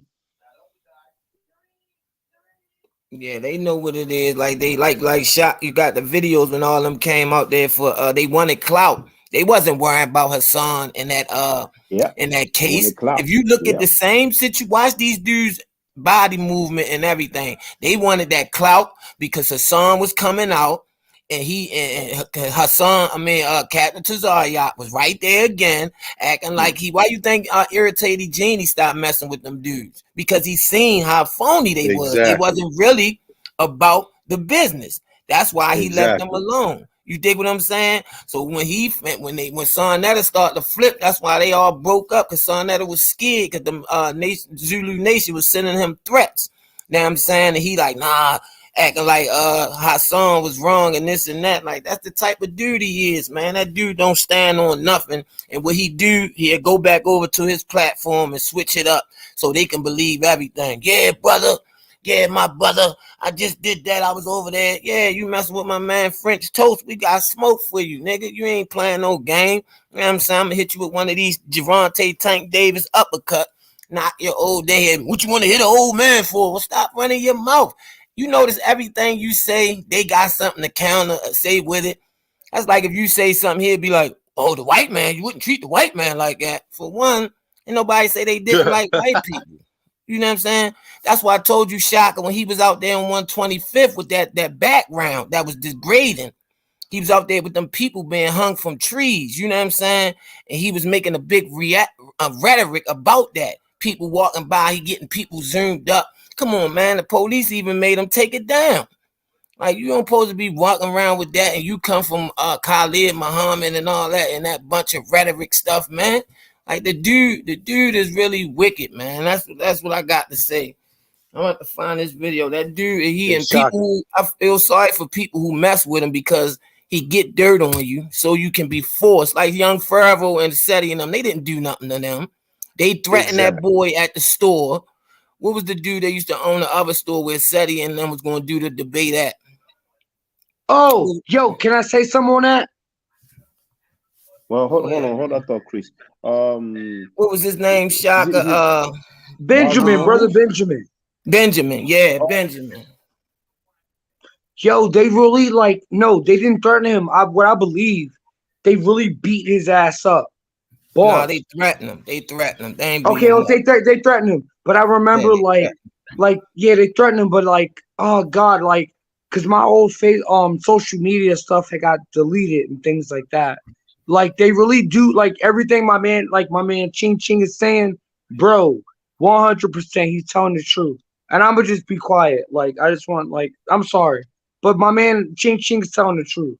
And Ching Ching, I can tell, Ching Ching is from Maryland. I know his accent, so it's cool. Yeah, from Baltimore, baby. They gonna threaten you. They gonna come with the light threat. They gonna come with the underhand manipulation or the sideways tactics to make you feel like you did something wrong. Oh, brother, you know it wasn't like that. Then once they do finish with you with that, they gonna call their homeboy yeah, that nigga. I just made that nigga cop a douche, man. You know what I mean? That's what they gonna do, Bennett. You already know. Oh, definitely. And they play like they on the comedic thing, and it's like, man, that ain't nothing new to us. That's nothing new. We grow up in the whole city in DC looking at the monument. All our elders teach us what that's about, where that come from. We go up to Meridian Hill, they teach us about the Meridian up there. That's how we do it in DC. A lot of the elders is right down there in DC right now. Come on, all the elders they talking about, quoting Francis Scott. She was in DC. It's like Shaka said, it's good and bad everywhere. It's good and bad everywhere. It's nobody bad. It's nobody. I'm not the toughest, roughest dude. But for one, I'm not letting nobody get over on me. I'm not letting nobody degrade me of a man. I don't gotta really lick nobody's self to go ahead up there and try to get on your platform. Come on, man. I wouldn't even want nobody around me like that. Yes, man. You say a joke. But that's how I used to test people in the hood. Say a joke and it ain't funny. I used to tell the Lord niggas, they laugh. I'm like, shorty, don't laugh. That wasn't funny. He like, what you mean? I said, yo, don't laugh. I accept you for who you is. You ain't gotta laugh. Oh my God, bro. Yo, you giving everybody jewels, man. Hell yeah. Man. I'm trying to tell you, bro. That's what's going on out here. Like, bro, that's how you test your homeboys. You tell them that wasn't funny, man. And then you make up stories in the hood and see how far get back quicker and sooner, because the person you told, you know what I'm saying? That's what you learn in the hood. That's what you learn. I told you my uncle, all our uncles in the hood was Peanut King in Baltimore. He raised all us over east and taught us about the whole situation, about life, how you make it, strategies, and how you stand on your own. Even because what's gonna happen when you by yourself? You ain't got them. You ain't got the words us. You ain't got the words, you know what I mean, them, we. You only got I. So that's what you gotta stand on. Man, to be a man about, like Son Netta, you can, Unc and them could have been told Son Netta, even when that first happened to Brother Polite. They could have all came out, set the camera up, sat on the chair, been like, look, family, look, community, we going through something right now. Our brother just had something going on with him. We want to apologize. But them niggas' ego so much of, you know what I mean? Their ego so much caught up. Garfield even said on his stream, oh, I just got off the phone with my lawyer. My lawyer said he will beat the case. You ain't just get out no phone with no lawyer, Garfield. Like that dude, Garfield is so, and he another little dude, little mad because he's short. He don't really like Son Netta neither. You know, he was trying to go behind Son Netta back to get with Nepal. You should ask him, tell his lawyer to show his degree. Yeah. I call him. I used to talk to him back in. He didn't even know what I was doing. He was like, yes, man, Ching Ching do good business in Baltimore. They run the street. I told you that. You don't know that for sure. Like, why is you saying that? You feel me, on the internet? Then he was doing that credit repair because he wanted 100. Check with how they was trying to get people. They was trying to get 100 people in each city for the credit repair and to join their team. When they first came out with them phony commercials, which I ain't gonna lie, at first I thought they was real commercials. I'm like, damn, these dudes about to, you feel me, back in 2015, I'm like, man, they about to blow up.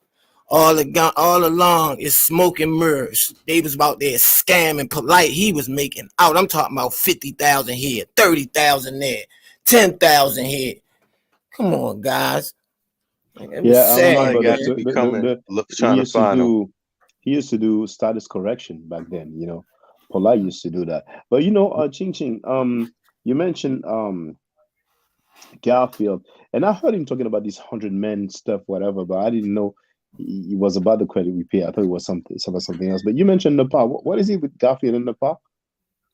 I ain't hear you say it again, Shaka. Yeah, you mentioned Nepal and Garfield. Like, what is Garfield trying to do with Nepal? Well, you know all of them like this Nepal. You know all of them. So once they get round, they get all around. They trying to show off for each other. Garfield was really liking Nepal on the low. Just like, remember in Florida when the case first happened, they brought up the case came out about Polite. You know, Zion Lex, Nepal, and Sonetta and them was not Garfield, but they was down in Florida. So, you know, Zion Lex came out, said he had some footage on Sonetta and Nepal fighting, and she was getting ready to call the police on him and yelling and screaming and trying to, but Zion Lex, you know him, he wanted clout too, because he went on straight on what's the lady platform? Tasha K.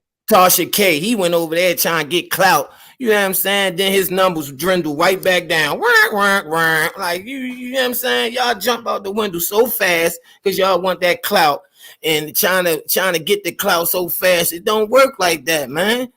Like, yeah, Garfield was liking Nepal. I believe he was calling her, telling us, not for sure, I don't know, but I bet he was calling her, telling her stuff that Sonetta was doing. You know what I'm saying? Because Garfield, he's a dirty dog. That boy, he's a dirty dog. You ever see the video when he tried to be a Jamaican singer when he first came out? Slow him down, well, make it slow. Where's that at? Come on. Let's play it, man. Find that shit. Play that one, man. Hold up, man. Y'all ain't never see that? Nah, let's play that shot. Oh my goodness, I got this video. Hold on, let me get it. Yeah, man, he wanted to be a Jamaican singer. This sound like Farrakhan, man. Oh, yeah, following the Farrakhan path. Where y'all was at, man? Because you know they was messing with Garfield because he was, when he first came in the U.S., he had the green card, so he had to have a baby. But I don't put no kids in it, so they was messing with him with the anchor baby stuff. And somebody had made a video, and it was so funny. And he was singing, slow it down, man, make it fast. He tried to come up. And my man, I'm telling you, these dudes is characters because you gotta figure they come from. It's like New York and L.A. Everybody think they're a star. New York dudes, yo, look, and I don't care because like we being real and like honestly, like my man Ching Ching, and my man from like from DC and stuff, like we're real dudes, like real talk, like and shit is real. But these motherfuckers are clowns. Like everybody, like from New York, they think that they can play games with everybody. Like these people are scammers on everything. But everything you know about them is not real. I don't know if it's the New York dudes, man, because I know a lot of solid New York dudes from No, Brooklyn. I'm not saying. Hold on. You know what I'm saying? So look, let me take that back. Let me clarify what I'm saying, and I apologize. It's not everybody from New York.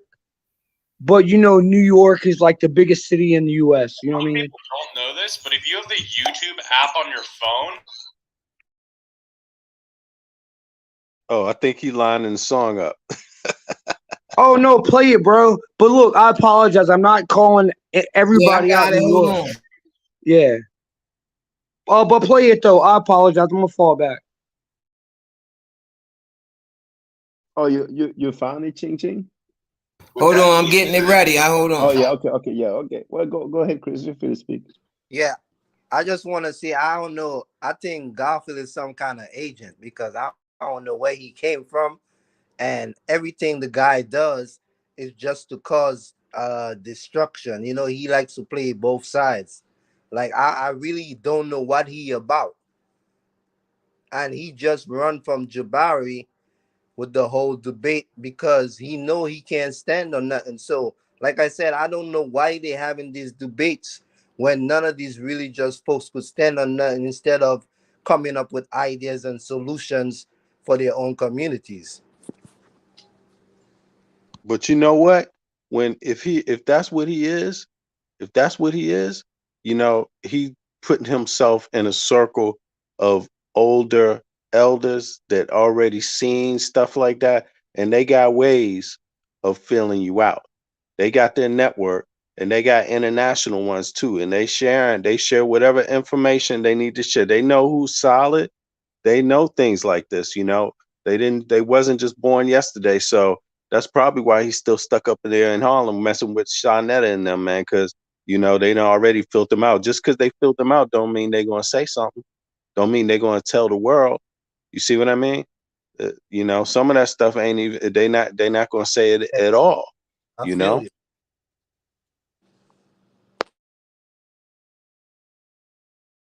And just like me, I'm the same way. I ain't gonna say everything. You know, is that you can't give up everything. You can't give your whole hand up, and because you got good people you got to protect, and you also, number one, you got your honor, man. But you got yourself to protect, but you also have others. So you know, teamwork is dream work. So you can never allow somebody with bad principles or somebody that isn't doing it from the heart. It's so valuable to have people that do things from the heart. That almost matters more than your scholarship. You see what I mean? Your scholarship can always develop, but your heart is supposed to be there. Yo, You hold know? on. I like how you said that. Hold on. I like how you said that because you can look at information from like the 1920s, 1950s, 1960s, right? And things change and upgrade. But like you said, bro, it comes from the heart. Yo, we're the real motherfucking team. Oh, this is crazy.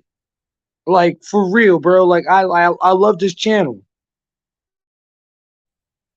Yeah, man. And you know, I meant that too. You know, you can't fake your heart. You know, people can fake certificates and degrees and all of that stuff, and people can mental masturbate on information, but your heart is supposed to be there, and how you treat people is supposed to be a sign of where your heart is. You know, people going to test you. They're going to, like Peanut said this before too. My pops, he used to say it in a different way. They give you $5 to find out if they can trust you with 10. They give you 10, find out if they can trust you with 20. They give you 20, find out if they can trust you with 50.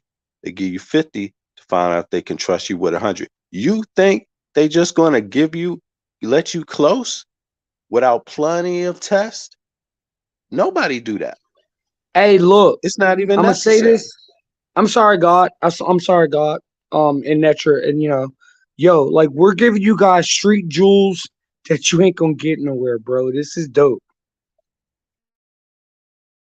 Yeah, and life tools, you know, life tools for yourself.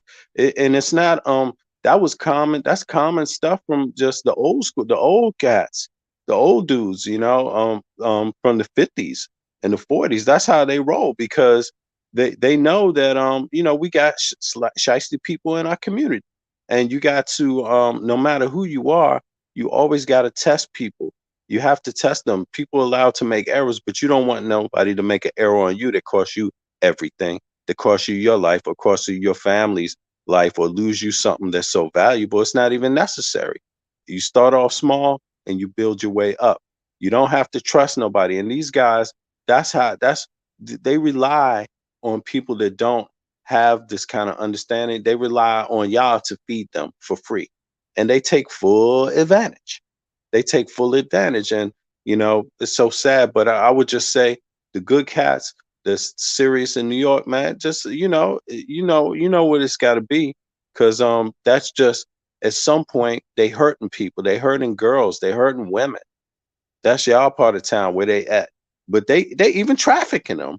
because they getting people to come all the way up to meet them, you know, all kinds of stuff. California. So it got, you know, at some point it's going to have to stop, you know, at some point it's going to have to stop, and it's going to stop. You know, a lot of times you don't even have to go out of your way, because the way we doing it, people going to see it slowly, and it's cutting their stream off slowly. You see what I mean? And that's going to have an impact on them. Once their stream is just getting slowly cut off, then they start going at each other. You see what I mean? Then it's really going to get vicious inside of their own circle. So they're going to do it to themselves. You see, that's why I was saying, Chris, you don't need to go up. Nobody need to go up to New York. That's their part of town. You know, them New Yorkers know what they're going to do. They know what they could do. You know what I'm saying? And the cats over in LA, if what's his name want to run around there in LA, you already know. You already, what is it? They say, what is it, dude? Polite be riding around in Suge Knight's family's cars. Yeah, my You know bad. what Did I'm saying? y'all see the videos when Garfield got caught scamming when he was on Dougie Diamond, when he was on the Yeah, I lady? played it. Oh yeah, I can't find that damn video. Did y'all see the video when Polite got caught on a cargo scam? No, I didn't see that one. That was crazy, Shaka. He went on a construction site and got caught scamming with cargo miniums. Like I ain't. You know what I mean? Yeah, I seen that one. Yeah, You didn't see that one, Shaka? But I've seen a video where Right, he was on very site, tired. and he talked about some business plan or something like that. But I heard people say that he was kind of faking or something like that. But I didn't see any breakdown or, you know. So if there's anything you want to share, then, you know, feel free. Oh yeah, yeah. There's a cat on YouTube that exposed them. The guy that really owned that place.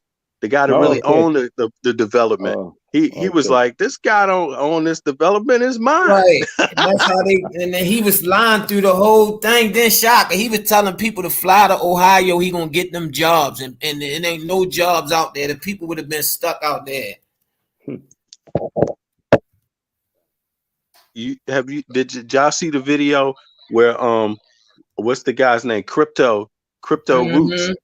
He said that all them cars that Polite be riding around in, they belong to Suge Knight's family, and that when they want those cars, he know what's up.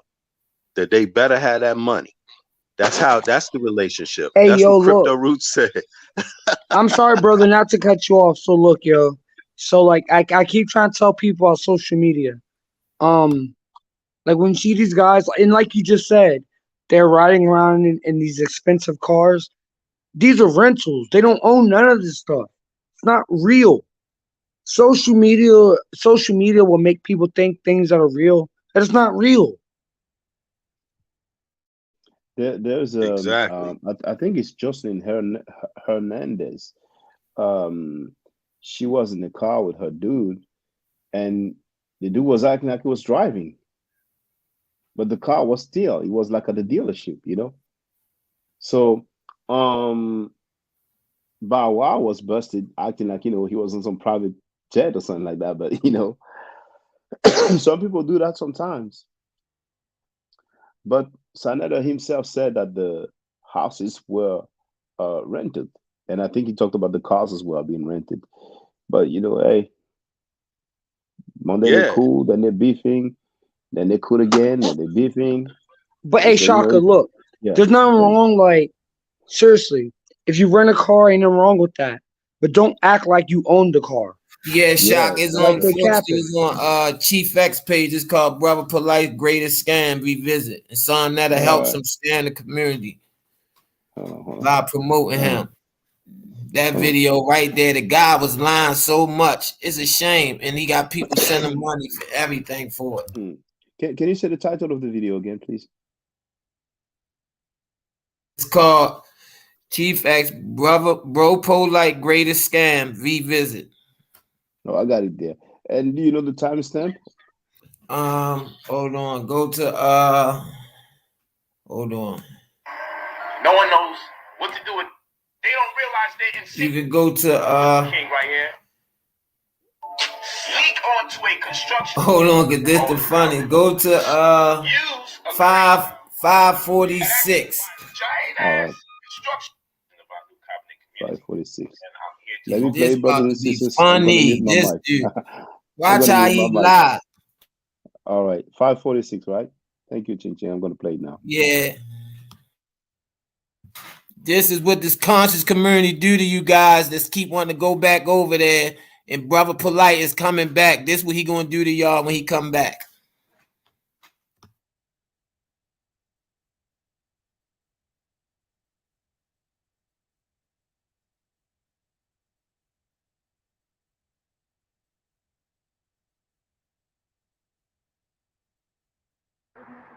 All new covenant. Use a crane, an actual giant ass construction site mechanism. Have me raising up high in the air with my business partner who's contracted to do work on that actual property.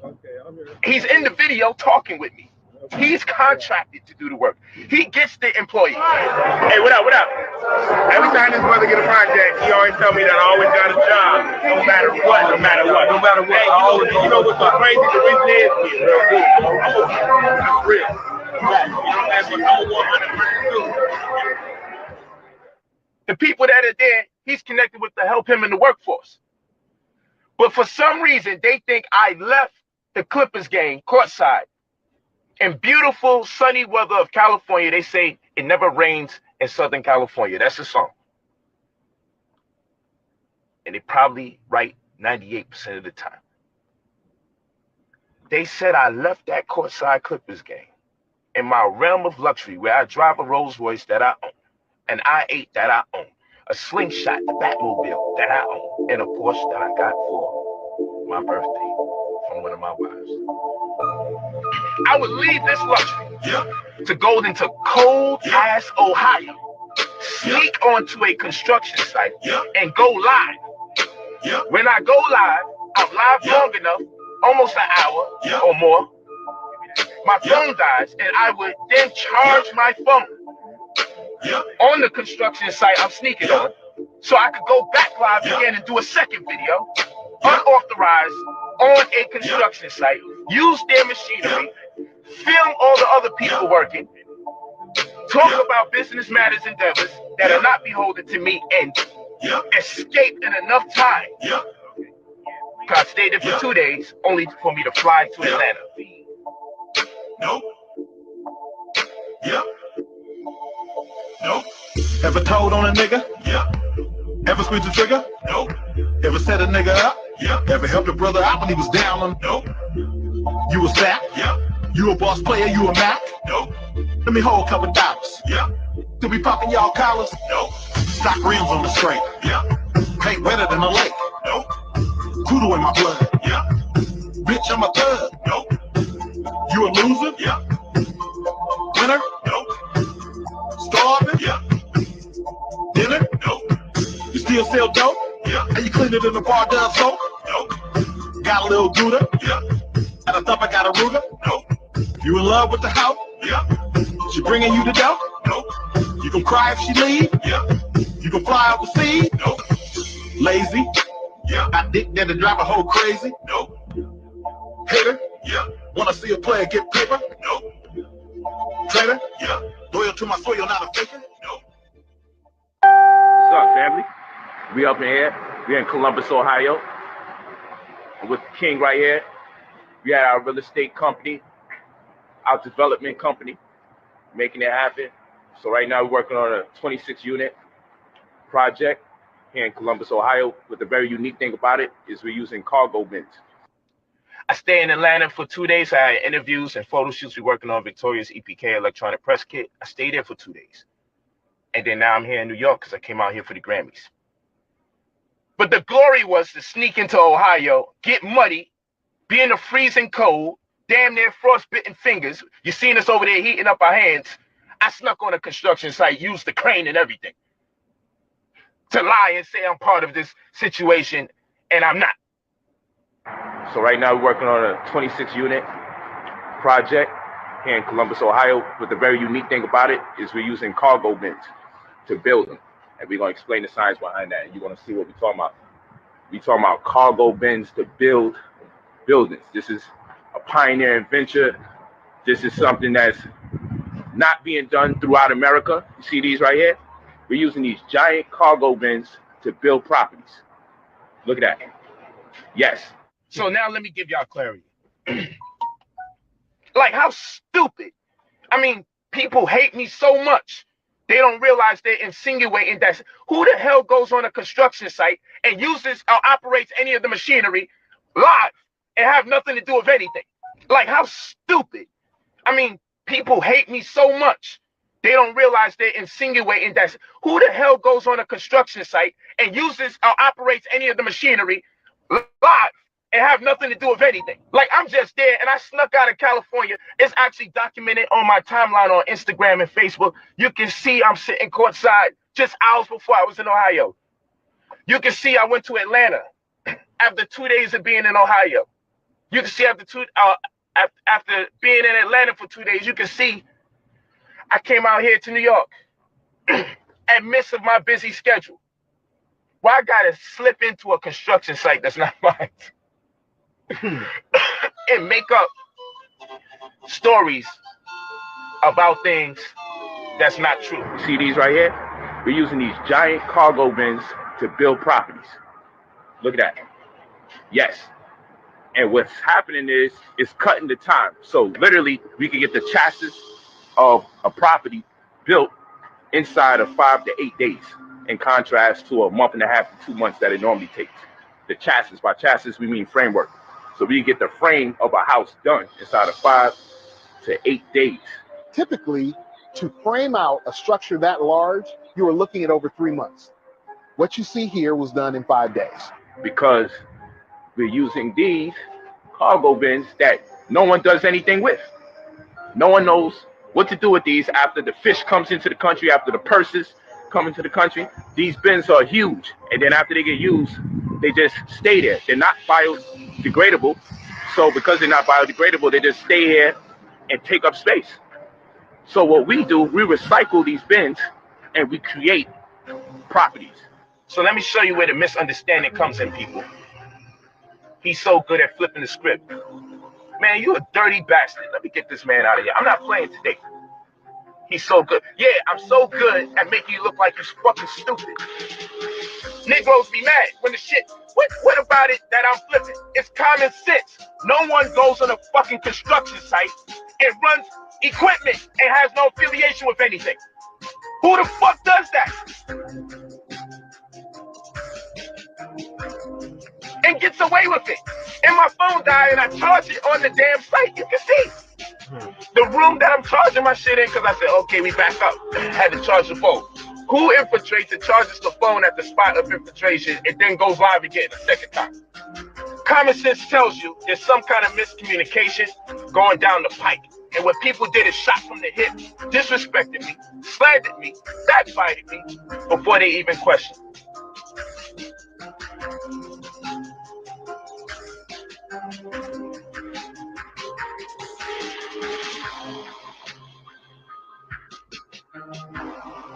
And you know why? Because the opportunity for black people to get jobs massively was in question.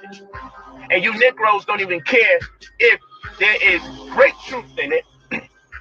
If it is 100% correct and it's a misinformation taking place, y'all don't care about the opportunities you spoil, but y'all be the same one saying, we need black businesses, we need black jobs. But y'all fall for the chaos all the time. Thank you, fam. Stop giving energy to the dead thing. No, you're right. You're right. But it's just disgusting how far people will go and not even use their common sense. Again, I'm gonna ask y'all, do you know anybody who has the freaking go to infiltrate a construction site, perpetrate a fraud, like they have something to do with that scenario or with any type of process while operating the machinery at the construction site? These bins cost us about $1,700 a bin. So we're cutting the cost of building a property by 70%. So we did a single family household, 2-3 family household, we're saving 70% of the money that it normally costs to develop those type of properties. So right now we're in talks on working and getting investors to get a factory. However, we're contracted by the state. to be able to get this popping. So take a look at this. This is powerful right here. Mind you, let me tell you this. For the day that I came out there to work on site, I also got a check cut to me. Who the hell is the check given to me from? If I have nothing to do with anything. My wife also got a check cut to her. I also got affidavit signed for the subcontractor that was responsible for having me come out there, in case I gotta really pursue people for talking about me. Now I'm gonna go back to the linguistic fast. I had to break fast. I broke fast. I was weak. Linguistic fast. I broke it. So let me tell you this. I didn't pay for my flight to Ohio. That's in the affidavit. I didn't pay for my hotel in Ohio. That's in the affidavit. I didn't pay for my car rental in Ohio. That's in the affidavit. His name is Jay McNeil, the subcontractor. I'm giving you names. The guy that's in the video who subcontracted to do work on that actual property, who's in the video. That is my business partner. Look at this shit. This motherfucker was on the bus drunk than a motherfucker, then ran up on the motherfucking bus and got ran over by the fucking bus. And as I said in the video, we are invested. That's my business partner. Damn. And I didn't come out there to collect no money. You said I collect money. Watch the whole stream. I also got a check cut to me. I didn't pay for my flight to Ohio. I also got a check cut to me. I didn't pay for my hotel in Ohio. I also got a check cut to me. I didn't pay for my car rental in Ohio. I also got a check cut to me. I offer job opportunities because we have future endeavors that correspond with the same manner in which is being facilitated per that particular property. I also got a check cut to me. Who the hell is the check given to me from? This is real talk. And what we'll be doing is providing jobs. So stay tuned on here so we can let you know where to reach out. Matter of fact, you go to Young Phenom 45 for now, but we'll create an official email. For those of you that are neighboring or just can travel to Ohio and you need the bread, jobs are going to be available for you, starting at $15 an hour upward. Jobs will be available to you. Okay? So there's plenty of bread in this for everyone, especially if you're in the Ohio area and you need to make some money. Reach out. And housing. So this is the plan. This is the way we got to do this. Okay?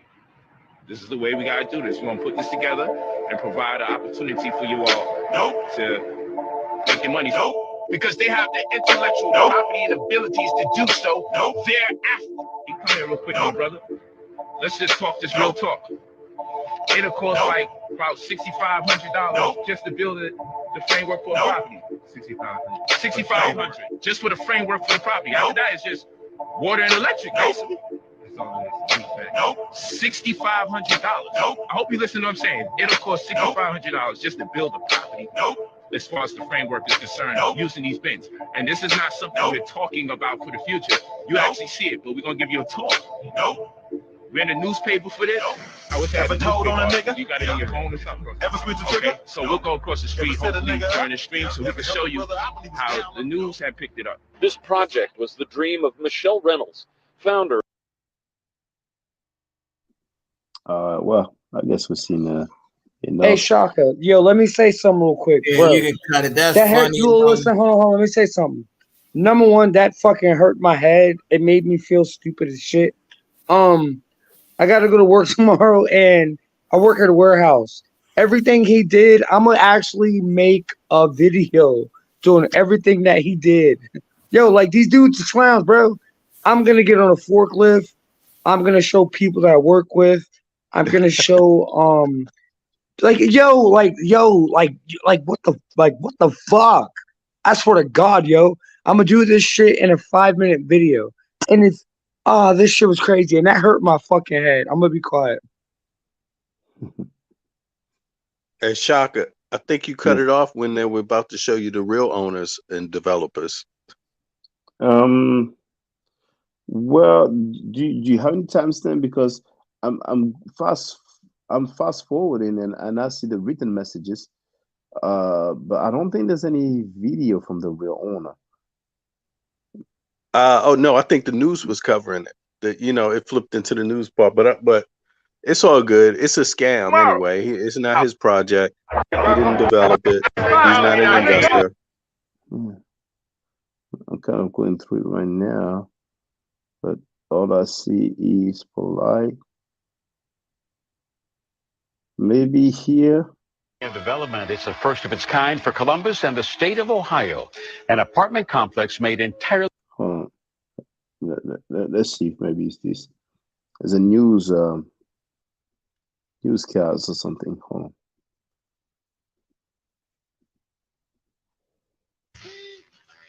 And if you're with me, I need some help from the music, from the maestro. Check it out.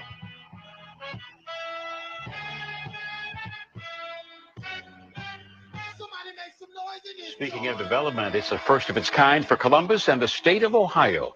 An apartment complex made entirely from shipping containers. We came up with, this private solution to a public problem of being able to use the shipping container as that affordable building block to build homes. It's green, it's quicker to deploy, it's cheaper, and it's very, very much energy efficient.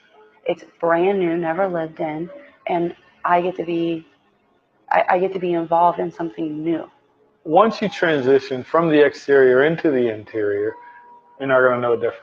What you see behind me went up in less than a week. Those are cargo shipping containers from the Northeast. They're being turned into 2-bedroom apartments that are said to be friendly to the environment and your wallet. Nothing in the Something Real Estate was designed to be able to give people that not only their dream back, but their pathway to homeownership. Our nonprofit is building Ohio's first multifamily shipping container development. It is the largest in the nation at 17,800 square feet. Now, this is considered short-term housing. There will be a second phase where people can have the option leasing to own.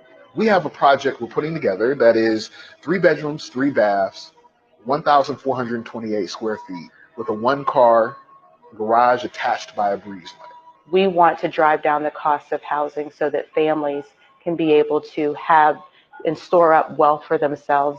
What this is going to do is going to make affordable for a family a house that someone who makes $12.50 per hour can afford. They see that I want to change my life and do something better with myself, and they see me doing that, so they're willing to help me build on that. They first need to go through homebuyer education, where they understand all of the challenges of being a homeowner, but they also get up to $5,000 down payment assistance for their home.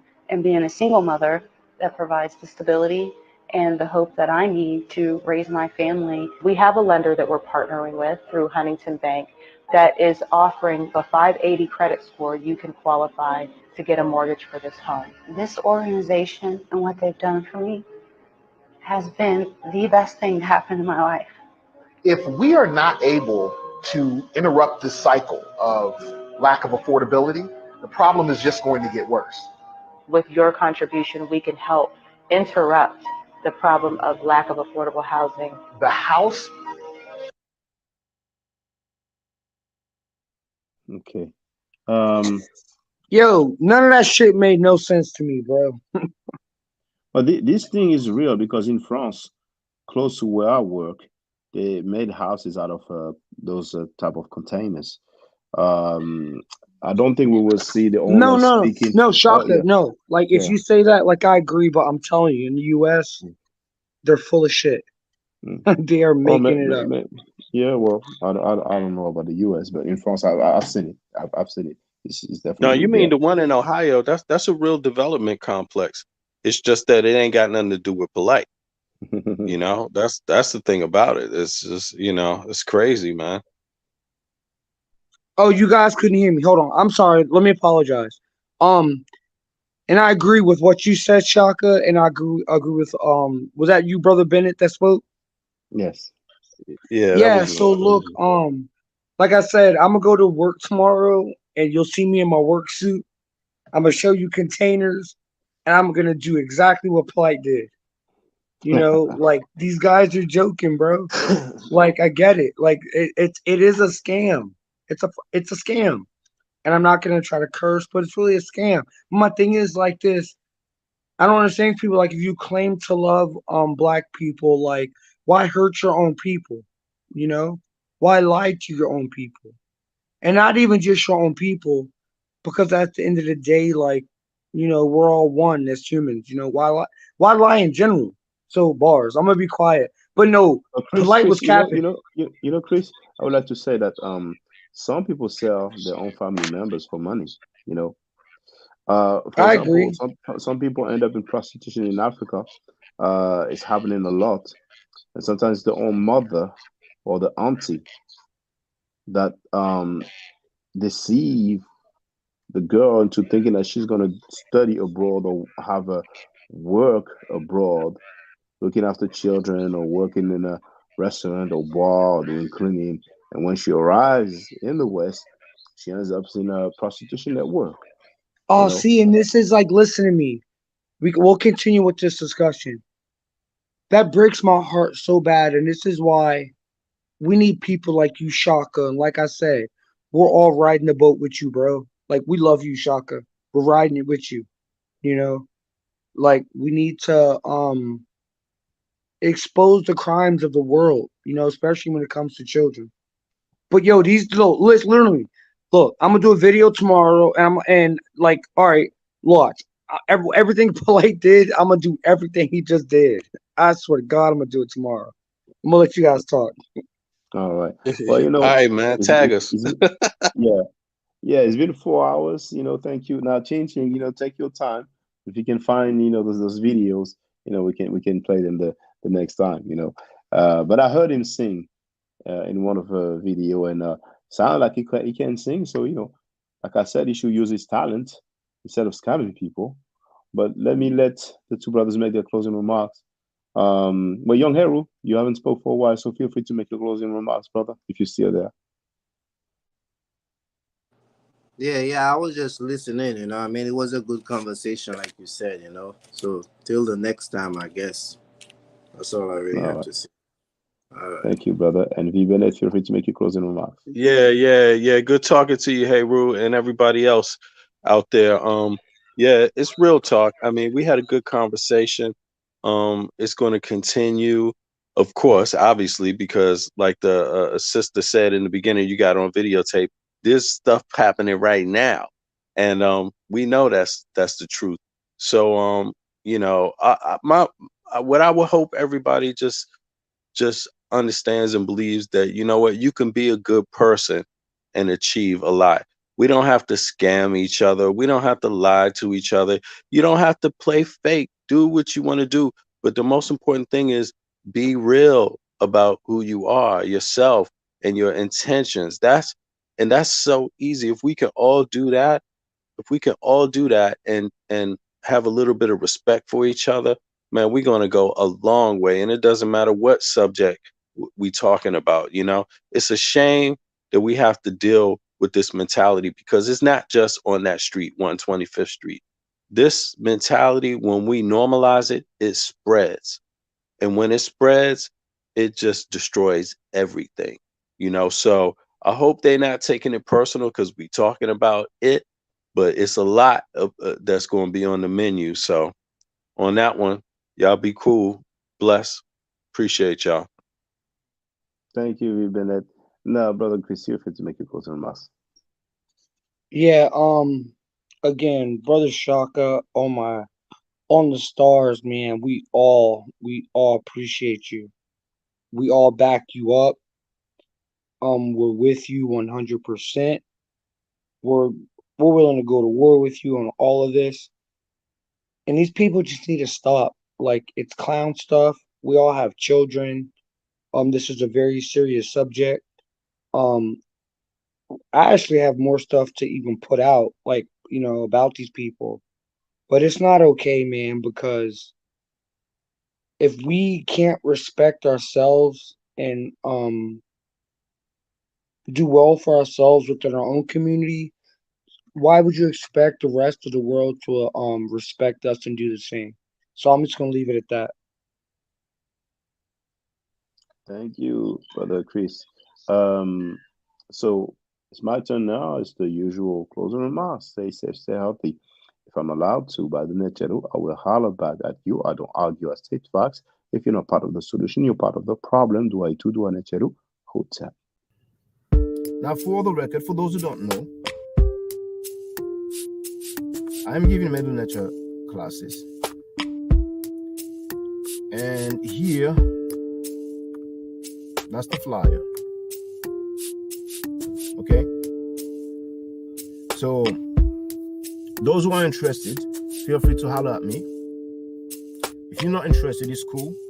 But I recommend that everybody who has not yet seen the video, Kemet and Ma'at, Before Judaism, Christianity, and Islam, then watch it. It has about 300,000 views and really deserves to have a lot more. I just want to let everyone know who's listening in now and who's going to listen to this stream in the future.